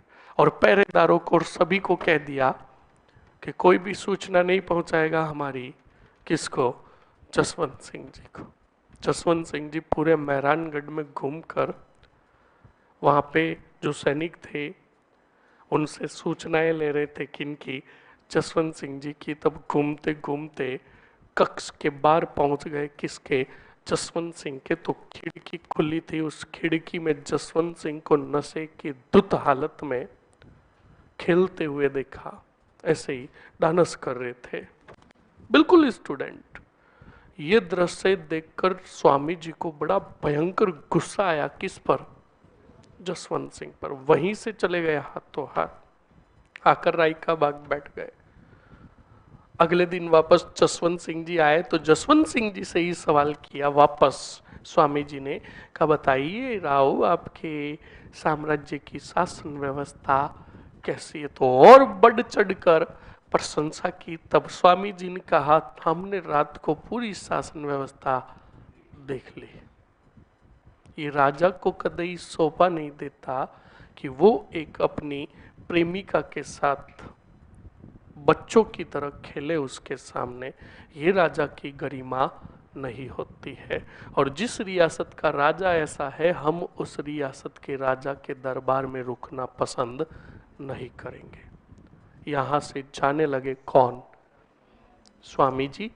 अब जब जाने लगे तो बिल्कुल, मैंने तुम्हें पहले क्या कहा था कि ऋषि मुनियों का, सन्यासियों का बड़ा आदर सम्मान हुआ करता था। तो जसवंत सिंह जी ने जैसे तैसे करके विनम्र निवेदन किया और उनके सामने शपथ ली कि मैं आज के बाद कभी भी नहीं मिलूंगा, किससे? नन्ही जान से। नन्ही जान को त्याग दिया, बिल्कुल। वहीं रुके कौन? स्वामी जी। अब नन्ही जान को जसवंत सिंह जी ने तो त्याग दिया, पर नन्ही जान के माइंड में फिट हो गए कौन? स्वामी दयानंद सरस्वती। तो स्टूडेंट, उसी नन्ही जान ने स्वामी दयानंद सरस्वती का जो रसोइया था, क्या था? रसोइया का मतलब समझे? जो खाना बनाता था, जिसका नाम, उपनाम तो था कलिया। क्या नाम था? कालिया नहीं, कलिया। क्या नाम था? और सही नाम था गोड़ मिश्र। क्या नाम था? हाँ, गोड़ मिश्र करके ऐसा एक नाम था। तो उस गोड़ मिश्र को, कलिया को पूछा किसने? नन्ही जान ने। नन्ही जान ने कहा, बता स्वामी जी शाम को खाने में क्या खाते हैं? तो उस कलिया ने कहा कि स्वामी जी जो है शाम को खाना खाए या नहीं खाए ये उनकी मर्जी है, पर शाम को सोने से पहले 1 गिलास दूध जरूर पीते। तो उस नन्ही जान ने कहा कि आज दूध का गिलास मैं लेकर आऊंगी। और उसने दूध के गिलास में क्या किया? कांच पीसकर मिला दिया। क्या पीसकर? और वही कांच पीसा हुआ दूध लाकर दिया किसको? कलिया को। और कलिया को ये बात पता नहीं, कलिया ने ले जाकर दे दिया किसको? स्वामी जी को। और स्वामी जी ने वो दूध पी लिया। अब उसी दूध के साथ जो कांच के छोटे छोटे बारीकी वो टुकड़े थे शरीर में गए तो बिल्कुल रिएक्शन तो करेंगे ही। उल्टियां शुरू हो गई, किनको? स्वामी दयानंद सरस्वती को। यहाँ जोधपुर के अस्पताल में भी रखा गया, तबीयत बिगड़ती गई। और तबीयत जब हद से भी ज्यादा बिगड़ी तो कहा जाता है कि जोधपुर से रवाना किया गया किसको? स्वामी दयानंद सरस्वती को। और लेकर जा रहे थे अजमेर की तरफ। तब अजमेर और किशनगढ़ के समीप स्वामी दयानंद सरस्वती की क्या हो गई? बोलो, मृत्यु हो गई। समझ में आया कि नहीं आया? तो ये भी घटना जो हुई किनके समय में हुई? जसवंत सिंह द्वितीय के समय। कंप्लीट ना? लिखो जल्दी से। लिखो जसवंत सिंह द्वितीय, और जसवंत सिंह द्वितीय का शासनकाल लिखो स्टूडेंट 1873 से 95। 1873 से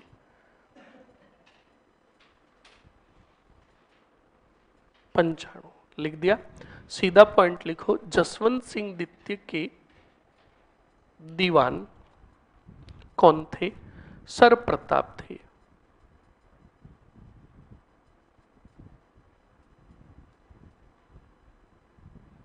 दीवान सर प्रताप थे। सर प्रताप थे, लिख लिया। आगे लिखो, अगले पॉइंट में स्टार और नोट लगाकर लिखो, सर प्रताप ने काईलाना झील का निर्माण करवाया। काईलाना झील का निर्माण करवाया।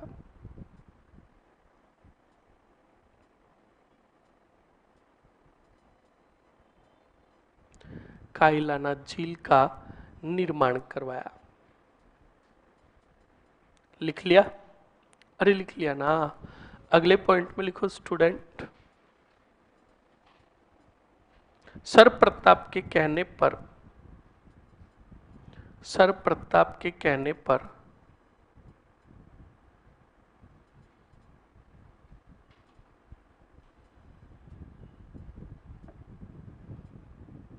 सर प्रताप के कहने पर कौन?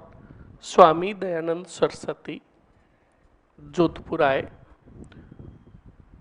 स्वामी दयानंद सरस्वती जोधपुर आए।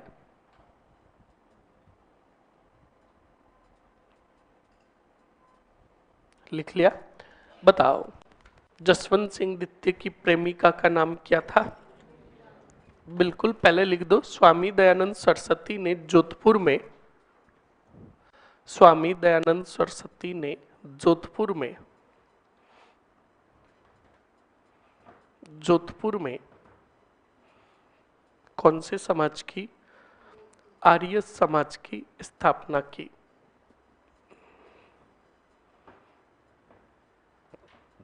आर्य समाज की स्थापना की। लिख लिया?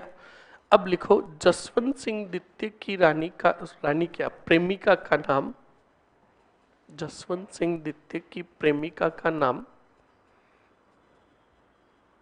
क्या था? नन्ही जान, नन्ही जान ऑब्लिक करके नैनी भगतण, नैनी भगतण था। लिख लिया? लिखो, इसने, इसने स्वामी दयानंद सरस्वती को, स्वामी दयानंद सरस्वती को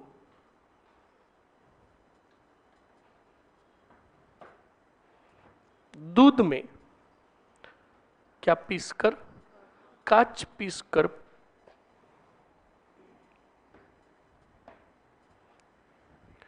गोड़ मिश्र, गोड़ मिश्र, गोड़ मिश्र कोष्टक में लिखो कलिया, गोड़ मिश्र कोष्टक में लिखो कलिया के माध्यम से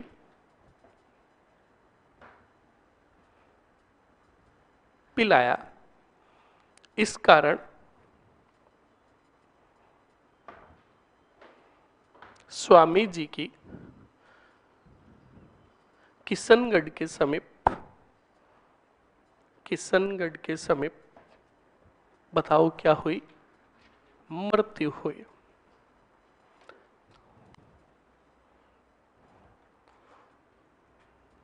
किशनगढ़ के समीप क्या हुई? मृत्यु हुई। किशनगढ़ के समीप हुई थी, ध्यान रखना, किशनगढ़ और अजमेर के समीप। समझ में आया कि नहीं आया? अब लिखो, लिखो, हमने एक बार देखना तो तखत सिंह को उपाधि किसकी दी थी? GC आई की, इनको उपाधि मिली GCSI की। लिखो, अंग्रेजों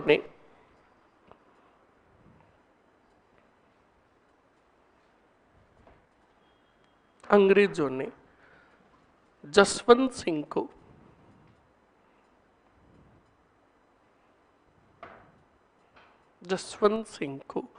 GCSI की उपाधि दी।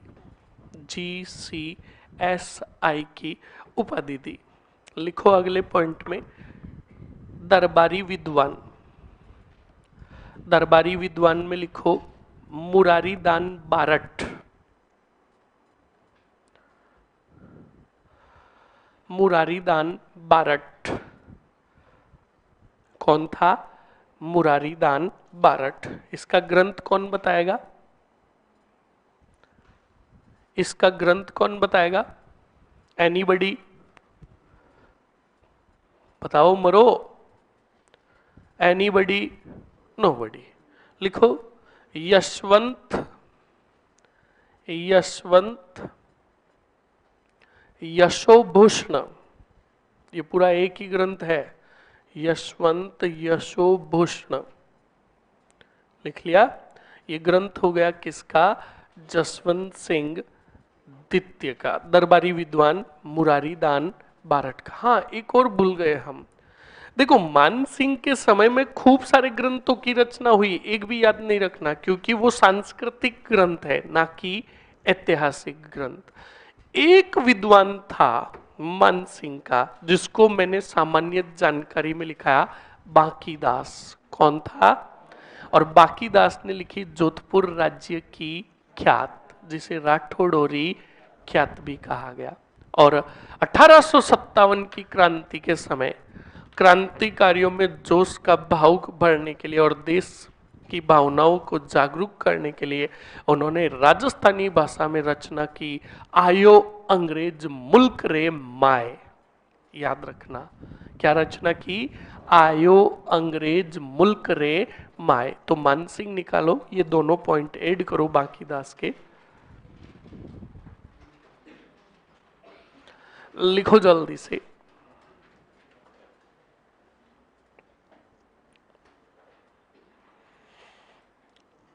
मान सिंह का दरबारी विद्वान लिखो बांकीदास।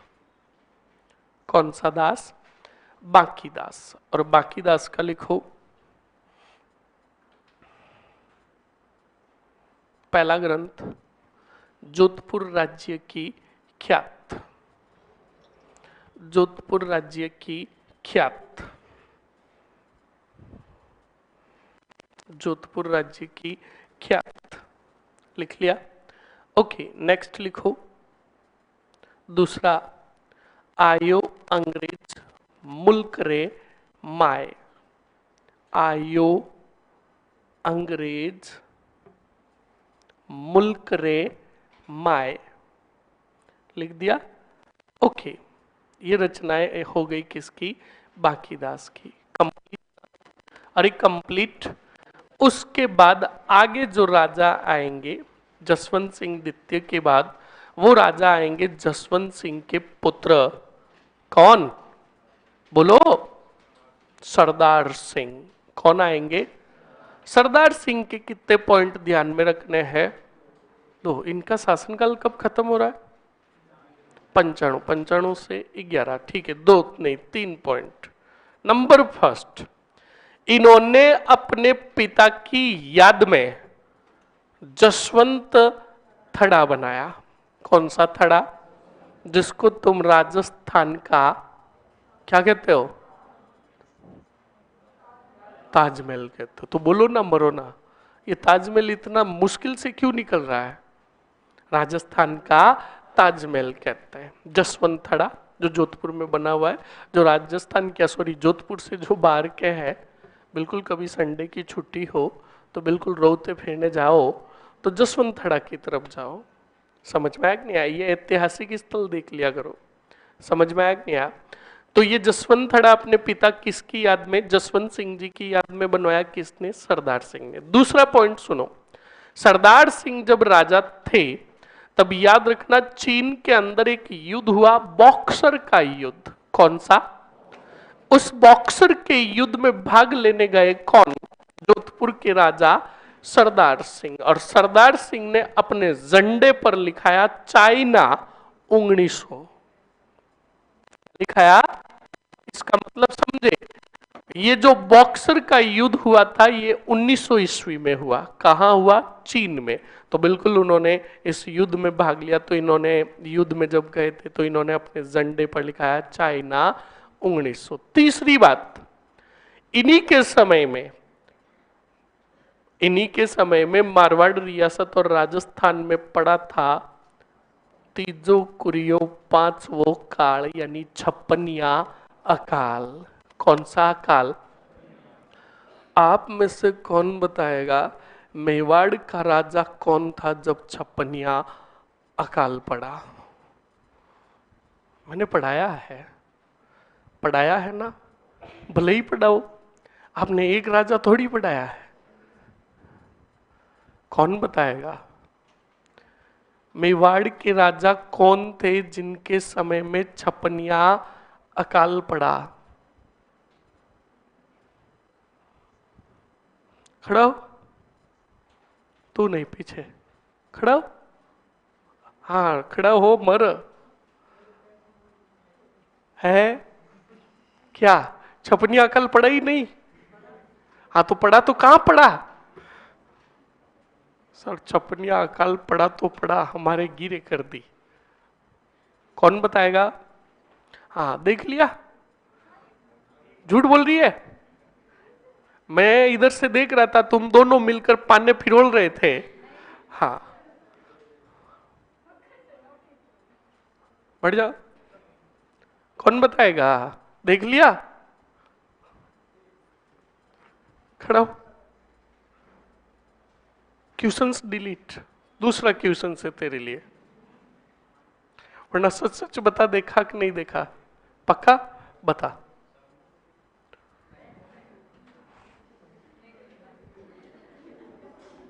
बैठ जा, बिल्कुल नहीं देखा बंदे ने। कौन बताएगा रे? देख लिया? हाँ, फिर देखने के बाद क्या बताना है? एनीबडी? अरे मैंने नहीं पढ़ाया तुम्हें। फतेह, तो फिर और इधर थे, देखो अब साथ में याद करो, 56या काल के समय मेवाड़ के राजा थे फतेह सिंह और मारवाड़ के थे सरदार सिंह। समझ में आया कि नहीं आया? लिखो जल्दी से सरदार सिंह के पॉइंट।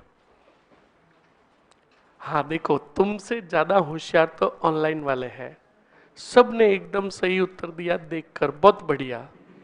हाँ लिखो जल्दी से, स्टार और नोट लगाकर जल्दी से हेडिंग डालो सरदार सिंह। सरदार सिंह शासनकाल लिखोगे? हाँ तो फिर क्या 4-5 लाऊं? जूते पड़ेंगे बिच्छू सुजा, ठोक ठोक के तुझे सुजा दूंगा। वो थे बीकानेर के राउत जेतसी के, ठोकरा बेटा जहां जची वहां। क्या लिखा आपने? शासनकाल किसका? पिछले वाले का बताओ पहले। 1800, तो ठोको 1895 से 1911। 1895 से 1911। कौन से सिंह? पहला ही पॉइंट लिखो, सरदार सिंह ने अपने पिता जसवंत सिंह की याद में, सरदार सिंह ने अपने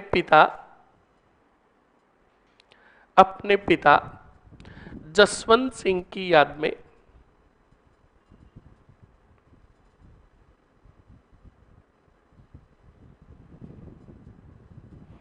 जसवंत सिंह की याद में कौन सा थड़ा बनाया? जसवंत थड़ा का निर्माण करवाया।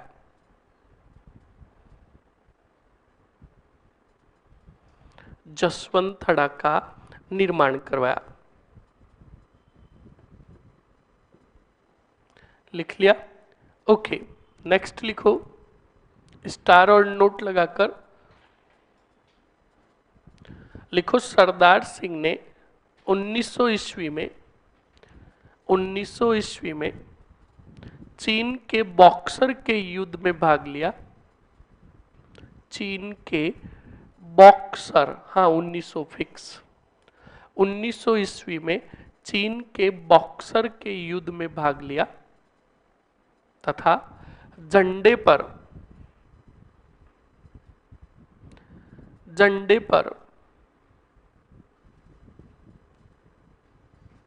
क्या अंकित करवाया? चाइना 1900 अंकित करवाया। लिख लिया? इससे पहले हमें वो पॉइंट लिखना था 1899 वाला, छप्पनिया अकाल का। कोई बात नहीं, अब लिख लो। लिखो छप्पनिया अकाल के समय, छप्पनिया अकाल के समय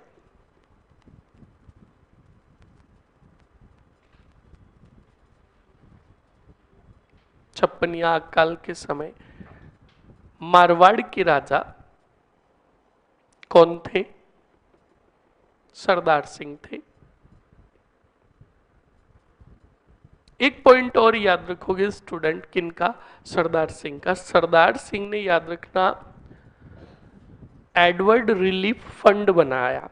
एडवर्ड रिलीफ फंड की स्थापना की। तो पहले ये जानो एडवर्ड रिलीफ फंड था क्या। ये एक, ये समझ लो, आर्थिक सहयोग करने वाली संस्था थी जिसमें पेंशन के रूप में और कर्ज के रूप में पैसे दिए जाते थे। क्या दिए जाते थे? तो लिख लो, सरदार सिंह ने 1910 में एडवर्ड रिलीफ फंड की स्थापना की। एडवर्ड रिलीफ फंड की स्थापना की। लिख लिया?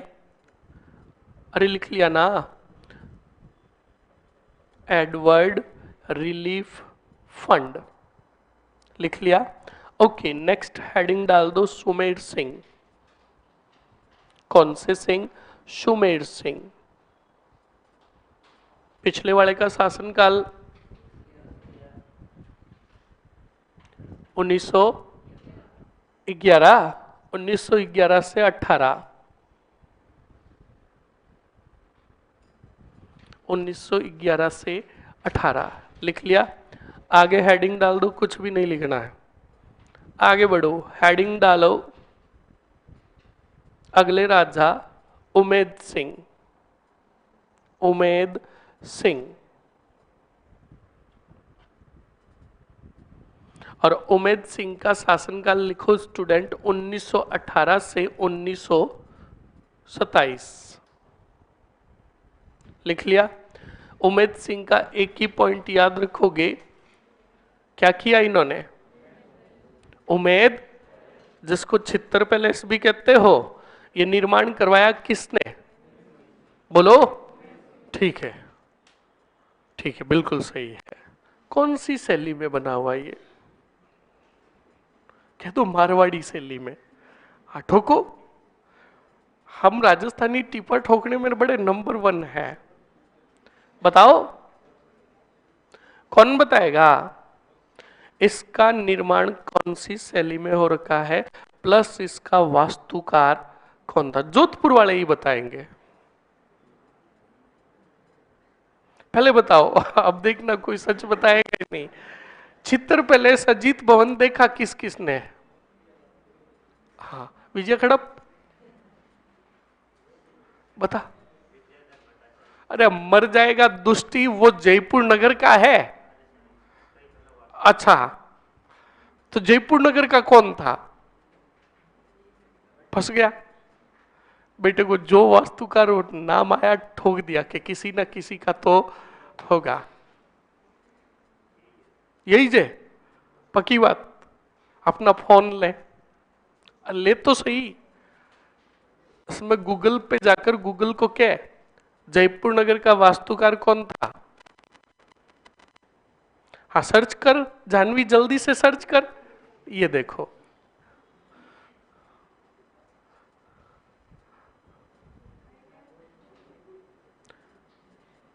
क्या हुआ, टाइप नहीं हो रहा है?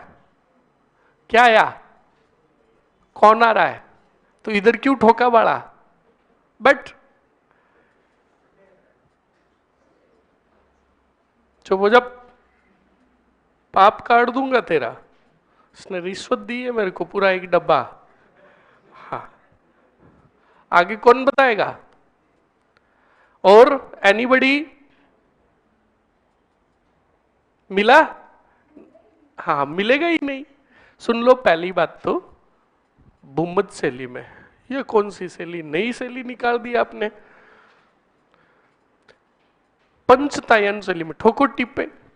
याद रखना, इसका निर्माण इंडो डेको शैली में हो रखा है। कौन सी शैली में?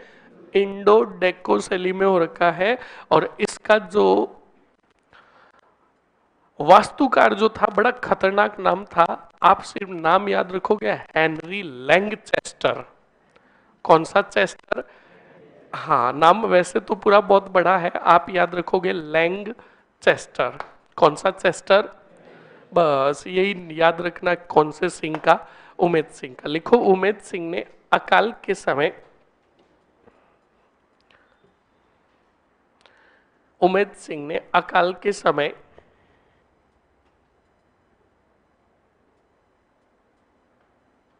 अजीत भवन, अजीत भवन अब्लिक करके कौन सा पैलेस? छित्तर पैलेस का निर्माण करवाया। इसका नाम छित्तर पैलेस क्यों पड़ा रे? बस रख दिया। छित्तर मजदूर था? अच्छा, और कोई? अच्छा, रंग की वजह से छितर जैसा रंग था। हाँ, ठोको टिपे। अरे जूते पड़ेंगे तुम्हारे। छितर पहाड़ी पर बनाया गया। ये जो तुम पहाड़ी टाइप देखते हो ना, तो इसका नाम था छितर पहाड़ी। कौन सी पहाड़ी? हाँ, कोई कह रहा पत्थर का रंग था। कौन सी पहाड़ी? छितर पहाड़ी पर होने के कारण इसका नाम क्या पड़ा? छितर पैलेस। लिख लिया। अजीत भवन कोष्टक में छितर पैलेस का निर्माण करवाया। लिख लिया। अगले पॉइंट में लिखो, इसका निर्माण इंडो डेको शैली में हो रखा है। इसका निर्माण इंडो डेको शैली में हो रखा है। इंडो डेको शैली में हो रखा है।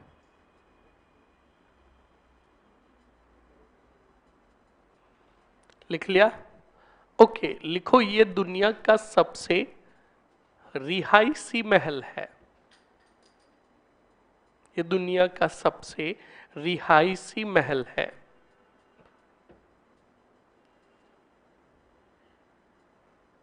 इसका वास्तुकार,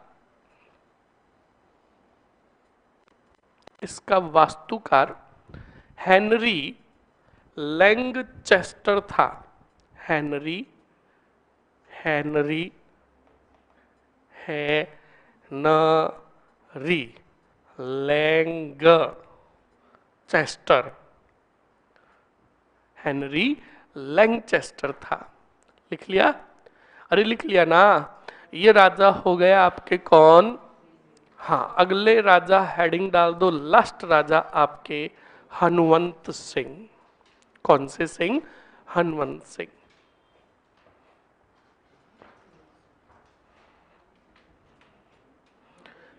हनुवंत सिंह। हनुवंत सिंह का शासनकाल लिख दो 1927 से 1949 तक। हालांकि ये राजा तो बाद में भी रहेंगे, पर 1949 में राजस्थान एकीकरण की प्रक्रिया जब होगी तब 49 में इसका क्या हो जाएगा? विलय हो जाएगा। समझ में आया कि नहीं आया? लिखो जल्दी से। क्या लिखा आपने? हनुवंत सिंह। अब बस एक ही पॉइंट लिखो। लिखो, राजस्थान एकीकरण के समय, राजस्थान एकीकरण के समय जोधपुर के राजा, जोधपुर के राजा, जोधपुर के राजा कौन थे? हनुवंत सिंह थे।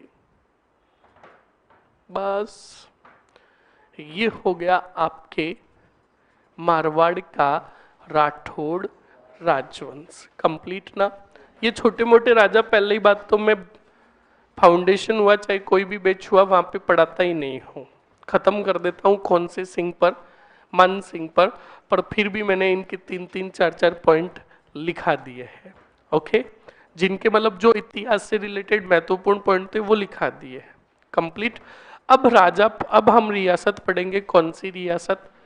अब सुनो, बीकानेर रियासत के मैं तो राजा तुम्हें सभी पढ़ाऊंगा, चाहे छोटा हुआ हो चाहे बड़ा हुआ हो, पर बीकानेर के राठौड़ों में आपको मुख्यतः रूप से 4 राजा पढ़ने हैं। कितने? 4। सबसे पहले महत्वपूर्ण, एक तो संस्थापक बीका, कौन? दूसरा राय सिंह, कौन सा? तीसरा कर्ण सिंह, कौन? और थोड़ा बहुत अनूप सिंह, थोड़ा बहुत, और फिर सबसे लास्ट गंगा सिंह। कौन से सिंह? हाँ, ये 4 राजा आपको महत्वपूर्ण रूप से पढ़ने हैं। पिछले वाले से सवाल बनता ही नहीं है, रेयर चांसेस होती है कि क्वेश्चंस पूछ ले, वरना ज्यादातर इन 4 से ही आपका सवाल कवर अप हो जाता है। अब छोटे मोटे राजा हुए तो मैं तो सभी पढ़ाऊंगा। तो सबसे पहले हम स्टार्ट करते हैं बीकानेर के राठौड़ों की सामान्य जानकारी। तो पहली बात तो सुनो, बीकानेर के राठौड़ों की सामान्य जानकारी में हम उत्पत्ति पॉइंट नहीं पढ़ेंगे कि बीकानेर के राठौड़ों की उत्पत्ति मुणोत नैणसी के अनुसार फलाने से हुई। नो, हमारे सामने उत्पत्ति हुई है। हमारे सामने का मतलब राउत जोधा का पुत्र था कौन? अरे बोलो, जो गया और जांगल प्रदेश को जीता, नगर बसाया, कौन सा? नेर। और राठौड़ों की कितवी शाखा चलाई? तो यहां ऐसे नहीं कि विद्वानों के अनुसार मुणोत नैन सिंह ने राठौड़ों की, बीकानेर के राठौड़ों की उत्पत्ति उनसे बताई। नहीं भाई, इनका जो संस्थापक हुआ वो कौन हुआ? बीका। तो सुनो और समझो, याद कीजिए मैंने आपको बताया था राव जोधा, राव जोधा के पुत्र थे राव बीका, और राव जोधा का एक भाई था, कौन सा देव? कांदल देव। कौन सा देव? बताया था। एक बार दरबार लगाए हुए बैठे थे कौन? राव जोधा। तब आपस में बातें कर रहे थे बीका और कौन सा देव? बोलो, कांदल देव। बातें कर रहे थे स्टूडेंट, दो बातें कर रहे थे। तो हुआ क्या, दोनों बातें कर रहे थे तो डिस्टर्ब हो रहे थे कौन? राउत जोधा। तो राउत जोधा ने देखा कि भाई चुप हो जाएंगे, नहीं हुए तो राउत जोधा ने दोनों को दरबार में खड़ा किया। कहा हमारी बात को नजरअंदाज किया जा रहा है, इसका मतलब चाचा भतीजे में कोई बड़ी योजना बन रही है। और बड़ी योजना तो क्या हो सकती है? यही हो सकती है शायद तुम नया गढ़ स्थापित करने की योजना बना रहे हो, जो तुम्हारे बस की बात नहीं है। अब स्टूडेंट ये बात चुभ गई किसको? तो बीका ने कहा अच्छा, क्या बोलता? तो कांदल देव ने कहा भतीजे मैं तो तेरे साथ हूं। तो बिल्कुल बीका ने जाकर आशीर्वाद लिया, किसका? राउत जोधा का। आशीर्वाद कब लिया? 1400। और निकल पड़े कौन से वार्ड से? नए साम्राज्य की खोज है। तो कौन कौन?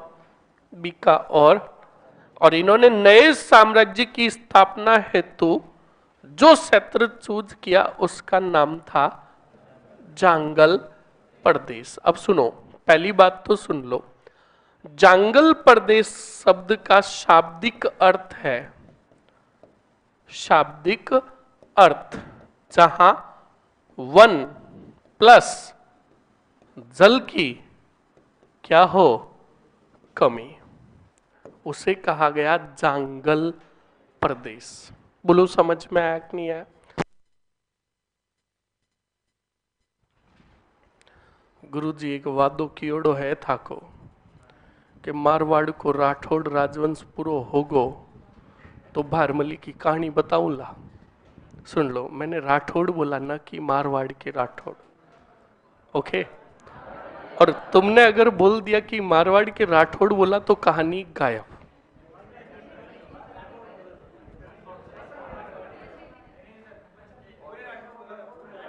पूरे राठौड़ बोला ना। मैंने बोला ना, तुम आम जनता हो, मैं राणा हूं। अगर किसी ने भी बगावत की कोशिश की और हमारे खिलाफ बोलने का प्रयास किया, गोपनीय अभियान के तहत तुम्हारा कत्ले आम कर दिया जाएगा। सावधान रहे, वरना राणा के दिशा निर्देशों में रहोगे तो मन सब अच्छा मिलेगा। समझ में आया कि नहीं आया? वफादार बन के रहो, बगावत मत करो। समझ में आया ना? सर आपने मारवाड़ का बोला, नहीं बोला, बिल्कुल आप हमारी जनता से पूछ सकते हो। नो आवाज नहीं, इधर देख लो, बिल्कुल राठौड़ खत्म होते ही बता दूंगा। और नहीं बताया तो नहीं बताएंगे, क्या फर्क पड़ा। आवाज नहीं, सुन लो पहले। तो जांगल प्रदेश का शाब्दिक अर्थ क्या है? जहां वन और जल की क्या थी। जांगल प्रदेश में आज की मैं बात करूं तो आता था एक तो नेर ही नेर, आज के वर्तमान का पूरा बीकानेर, कुछ भाग कौनसेपुर का और कुछ भाग कौन से गोर का, नागौर का। इतना भाग आता था कौन से प्रदेश में? अब सुनो,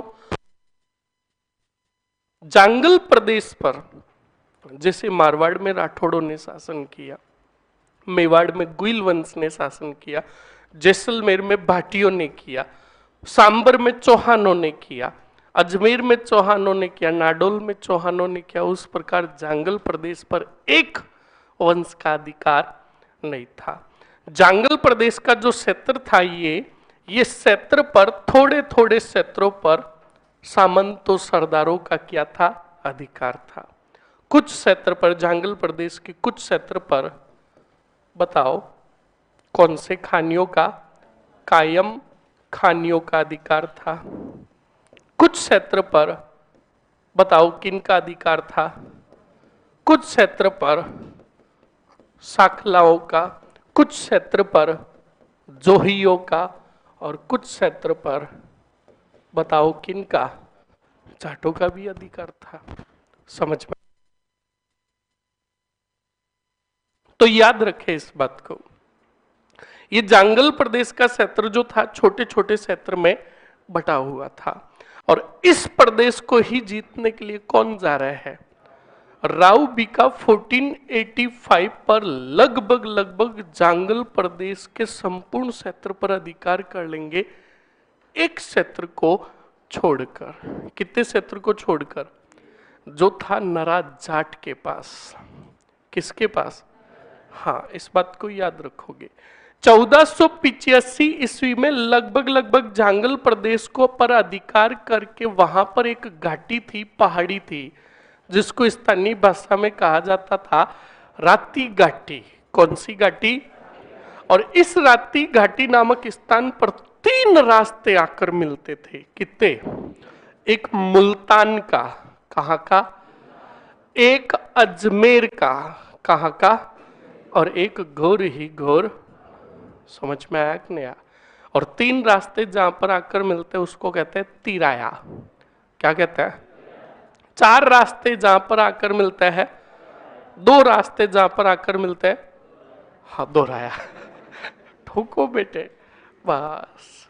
मैं कह रहा हूं ना, राजस्थानी बड़े जुगाड़ू होते हैं, हर चीज में जुगाड़, पेपर में भी जुगाड़। समझ में आया ना? समझ रहे हो? हाँ, तुम बड़े विद्वान हो। तो राती घाटी पर 1485 में छोटा सा लघु दुर्ग बनवाया। क्या बनवाया? और उसी लघु दुर्ग को स्थानीय भाषा में कहा गया बीका जी की टेकड़ी। क्या कहा गया? क्या कहा गया? किस प्रकार बीका जी बीका अधिकार करेंगे? किस पर? जांगल प्रदेश पर। किस प्रकार नरा जाट के क्षेत्र पर अधिकार करेंगे? देखना ना भूले कल का धन्यवाद।